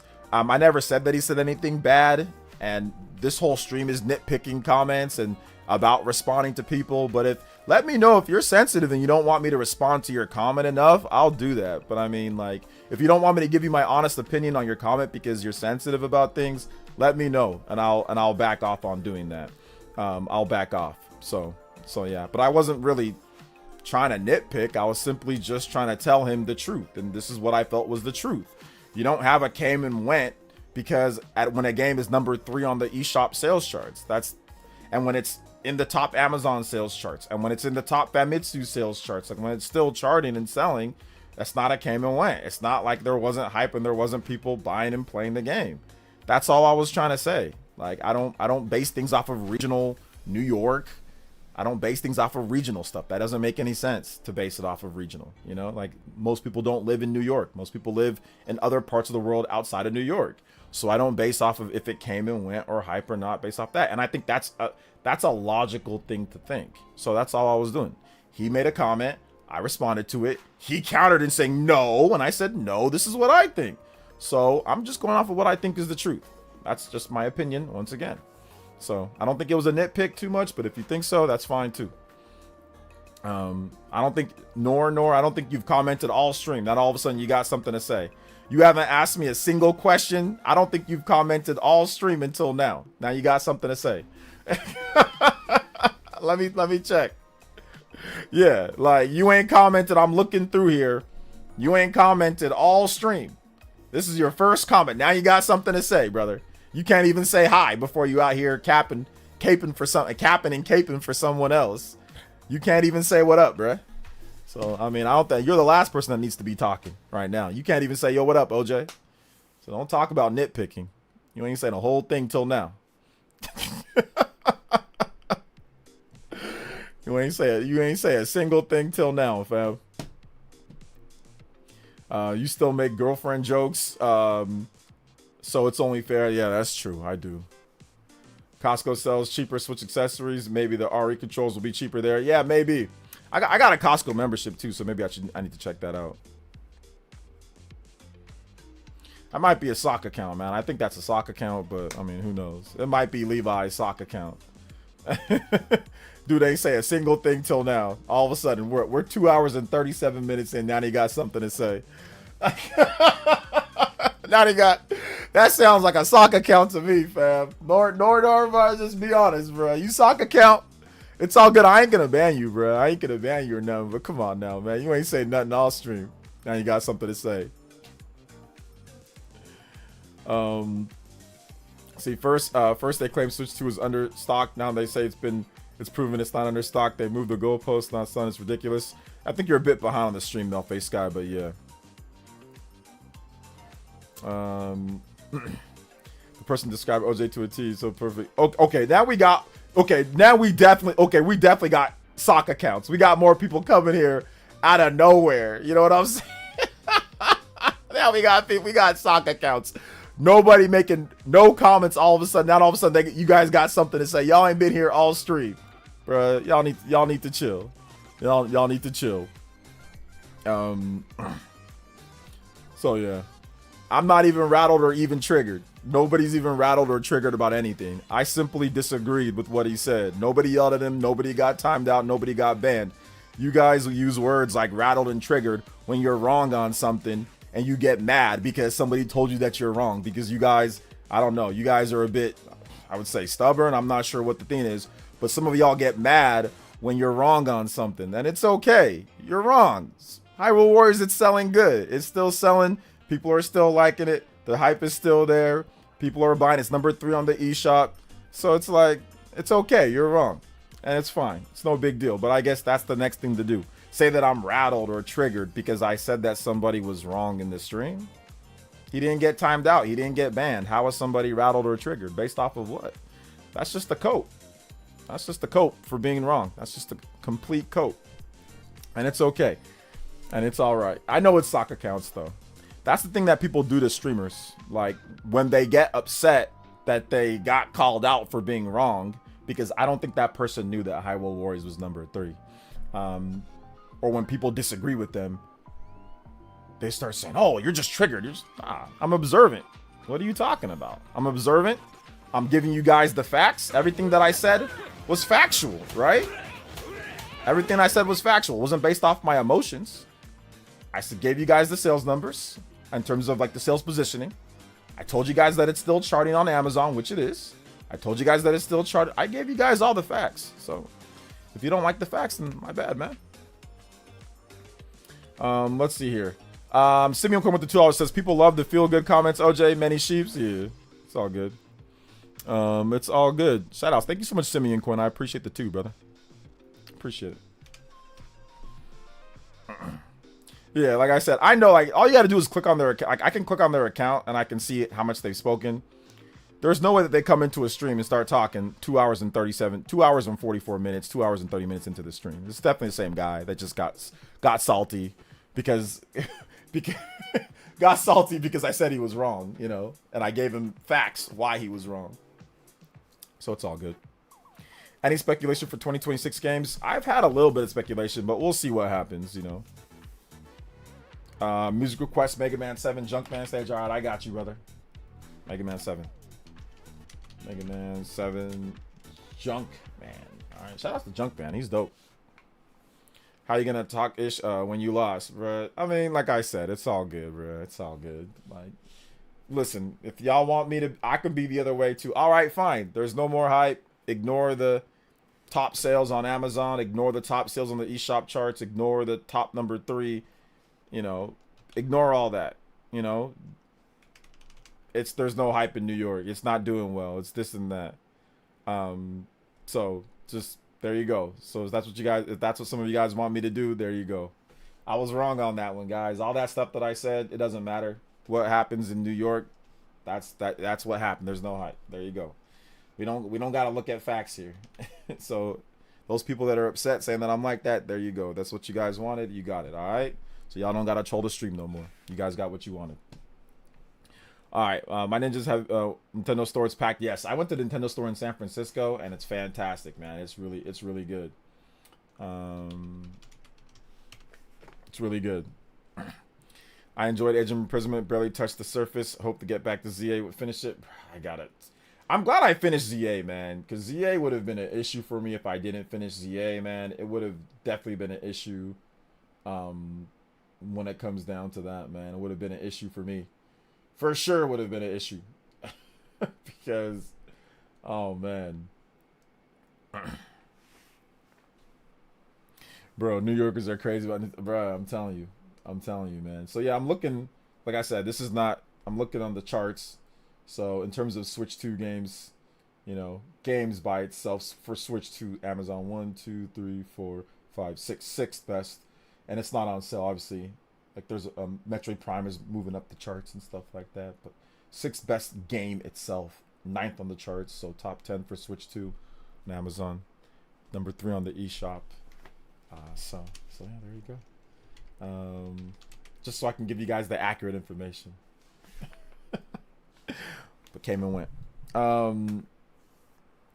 Just finished ZA a couple days ago. I really like that. Oh my gosh, the ending in ZA is so good. It is so good. I love the ending in ZA. Yo, Kellum, thank you for the subscription, man. I appreciate that. Yo, let's go. Big love, big love, big love. In Japan, just to give you guys another 1, 2, 3, 4. It's the 6th best-selling game in Japan. Kirby, Pokemon, Momotaro, Dragon Quest 1 and 2, Octopath Traveler, then Hyrule Warriors: Age of Imprisonment. So, still in the top 10. Top 10 for Switch 2 in the US, Japan, and also number 3 on the eShop. So, there you go. Just so I can tell, just so I'm not lying, just so you guys know I'm not lying. Just so you guys know I'm not lying, man. All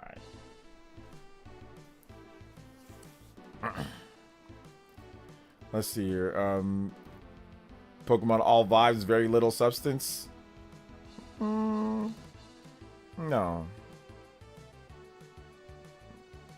No, there's definitely substance. And like the combat system, like the game that we... Oh, there's definitely substance. Just the presentation isn't necessarily as good as it could be. Graphics and presentation aren't as good. But the substance is great. Like EV training and the amount of Pokemon that you can use and play and the type of tactics that you can use and the Mega Evolving, all that stuff is great. There's definitely depth and substance. It's the different types of moves that you can have, the TMs that you can do, all sorts of stuff. It's great. It's more like just the graphics and the presentation aren't great. Let's see here. Let's see here. It's also way too early for Age of Imprisonment to be labeled a came and went game. Oh, it just came out. Well, that's the whole point with came and went, is that like people don't talk about it anymore. It's not doing well anymore. It's like, what happened to the game, you know? So that's really what it was. But once again, this is silly. Like, I already said that I was wrong. New York, nobody's buying it. There's no hype, and you know, the turtles are running loose in New York eating pizza. I don't know, man. Whatever. I already said I was wrong, so there you go.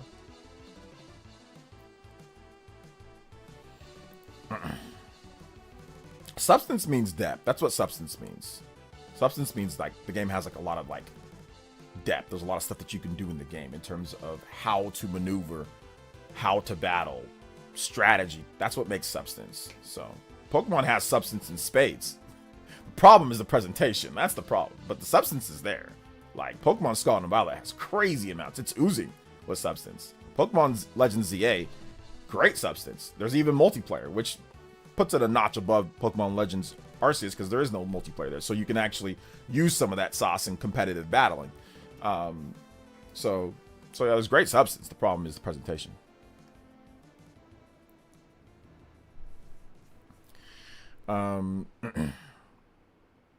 Yeah, I mean, Pokemon has style. The problem is the presentation. It's got a good style. It's got a good style to it. Like with certain stuff, the problem is like just the graphics. That's really just it. This is the graphics. If the graphics were better, then the style would be fine. Because Pokemon Legends ZA, there's all sorts of style, man. There's all like the outfits and all that look great in ZA. Like you can deck your person out. You have all sorts of lit stuff. Like it looks pretty cool. The models are okay. The Pokemon models are okay. The people models are okay, but it's the environments that kind of is lacking, you know. The story, oh my gosh, the story is all sorts of sauce in the story. Did you beat Pokemon Legends ZA? Every day we have somebody new come here and say that, oh my gosh, that ending to Pokemon, the crazy amount of substance. It's actually really in depth. And I would say if you like Pokemon X and Y, oh my gosh, you'll love, or you'll maybe be sad about the ending of Pokemon Legends ZA. Like, if you're into X and Y, like I'm into X and Y, I do like X and Y a lot.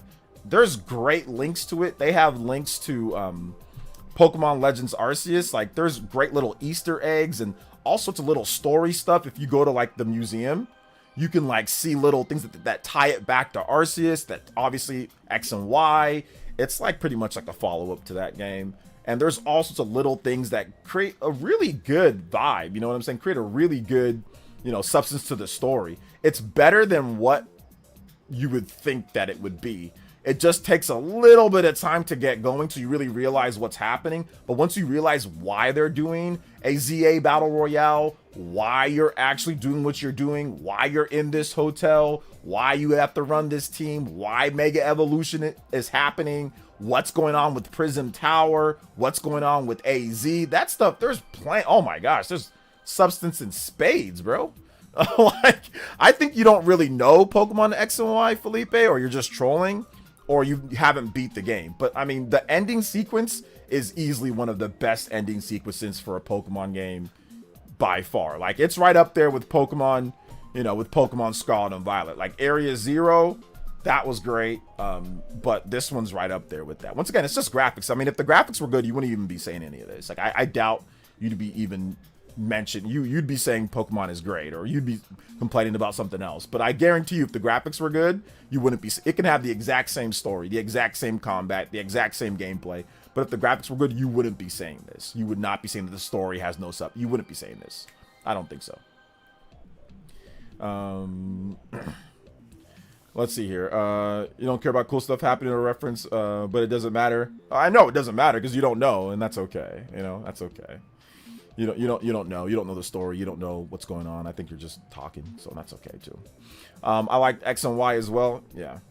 I don't think he knows the definition of substance. I don't think he does. That's okay. It doesn't matter anyway, right?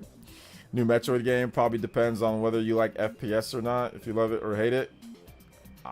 Well, Metroid Prime is not a first-person shooter per se. It's a first-person adventure game. So it's not necessarily like, oh, you're going to be shooting like Halo, or you're going to be shooting like Perfect Dark, or you're going to be shooting like Call of Duty. So think of it as like the 2D Metroid and like the first-person game jammed into each other, but with lots of action adventure elements. You're going to be jumping on different things. You're going to apparently be riding a motorcycle in this one. You're going to be platforming at times. You're going to be doing you're going to be solving puzzles. So it's not quite a FPS like that you would, you know, like Halo or something like that, you know. But it's called Metroid Prime 4. So yes, that's the new Metroid Prime game coming out. 2D Metroid greater than Prime. Start with Dread or go back. Okay, I think Bloodstain is talking to Aotra, like, where should you start with? No, CMC is not the MVP. So yeah, no, he's not the MVP. The reason why CMC is not the MVP is because he gets 5 million touches per game. He's really inefficient on the ground. I mean, I'm glad that, you know, he's doing okay, but he's inefficient. He's not been able to break long runs. He's very good and he's very valuable. I agree. I do think that he's definitely someone that you could say is the most valuable for the 49ers team. So you could say that he's definitely valuable, but his usage rate is just crazy.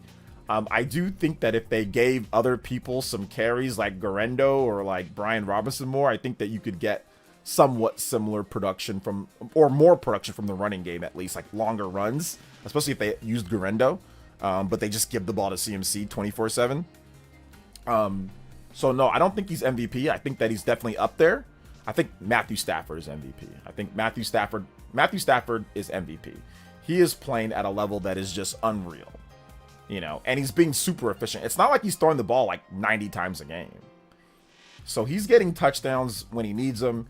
He's putting the ball on the spot. He's not throwing any interceptions. I mean, he's only thrown 2, and he's thrown 30 touchdown passes. Right now, the MVP is Matthew Stafford. That is the MVP. I think CMC's though in the top 5 for sure. Top 5. I think Drake May's up there too. Drake May's up there for MVP.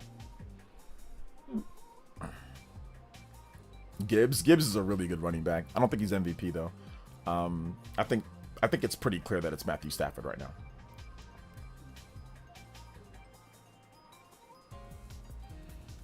So yeah. CMC's great. He's definitely basically a running back and a wide receiver. Yeah, he actually leads, I think he leads the NFL in receptions, if I'm not correct. He has 81 receptions. So I think he leads the NFL. I mean, don't get me wrong, like CMC is definitely an MVP candidate. I just personally think that Matthew Stafford is the MVP right now. Now that could change. If Matthew Stafford has a bad next number of games and CMC continues to just be a beast and has like 1,000, then yeah, definitely it's possible that that he overtakes him, you know.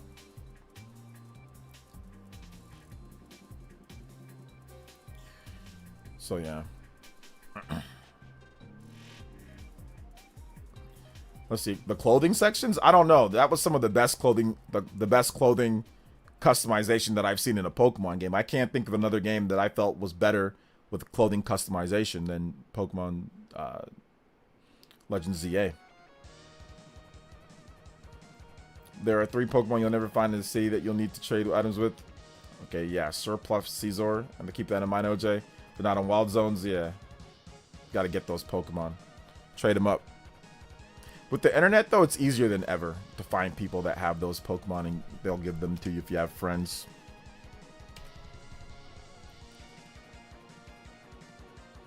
They'll give them to you. But yes, you're right about that, Simeon Coin. Real quick, though, guys, if you have not hit that like button, hit that like button. We're pretty much going to wrap it up for this stream, though. We're pretty much at the... Like, three hours goes by like crazy. It goes by really quick. So, if you have not seen my most recent video, I highly recommend checking out my Duskbloods video and JRPG 3.0 video, because I thought it was pretty cool. So if you haven't seen those videos, check out those vids. I think that they're great. And I think it's going to be fun. I think it's going to be fun to see what happens with the Duskbloods and see what happens with some of these other games. Hopefully they have hype for them in New York, you know. Hopefully they have New York hype for them, you know. So hopefully there's enough. Hopefully there's enough there. But seriously, thank you guys so much for tonight's stream. Big love to Gloria R. Big love to Shaw X. Big love to Shinru, Cedric, Dane Gonzalez. Everybody that dropped donos today. Simeon Coin. Everybody that Elite Ninjas, non-elites, even the people that were trolling today on New York hype or not for Hyrule Warriors. Shout outs, guys. I appreciate that. I appreciate you guys coming through. Silex or Sly, is it SV for Lex. Mac Mega as well. Kevin, Chrono Rig, Juan, Simeon Coin once again. Justin, thank you so much. Clabby, Switch After Dark, thank you guys so much. Shinru once again. Justin, Party Man. Thank you guys so much for your support tonight, man. You guys have been great, man. Great chat, great stream. Hope all of you guys have a nice night. We might take tomorrow off so I can just make videos. I might make 2 videos tomorrow. Just take the time to just make some great videos. I might just relax tonight and then just make videos tomorrow. Make videos and shorts. Make 2 videos and make a short, and I think that'll be my day. So really just bang out some, bang out some nice videos for you guys. And still put together my room. Still do some more stuff with my room. So I'll probably take tomorrow to do that. We might stream though, so we might. So if we do, then we do. I might even stream in the morning just to kind of just do that. We'll see what happens. I might do a morning stream, just all things depending. So we'll see what works for us, man. See what works for us. But yeah, I'm gonna be putting in the work. So, so yeah. So it's awesome stuff though. So thank you guys so much for thank you guys for coming out to the stream today. I really appreciate it. Thank you guys for being awesome. I appreciate that as well. Appreciate you guys coming through. Appreciate you guys being awesome. Appreciate you guys just being the best, man. Seriously, you guys have been great. So thank you guys so much, man. Thank you guys so much. So all right, so we will see you guys for the next one. Good night. You guys have a nice one. And yeah, I love you guys, man. Appreciate you guys all being awesome, So, all right, guys. Take it easy. Have a good one. And we'll see you guys for tomorrow's videos. Check out my most recent video, though. Remember, I have this video up right here. So if you guys haven't seen it, check it out. And Dane, thank you for the support, too, man. You always drop them donos, so I appreciate that, bro. So, yeah. You guys dropped that as well, so it's all good. So yeah, check out that video though. Check out that one. We also had big ones on Metroid Prime, so go watch my Metroid Prime stuff. My Metroid Prime stuff is super fun. Super fun, super fun, super fun. All right, guys, love y'all. We'll see you guys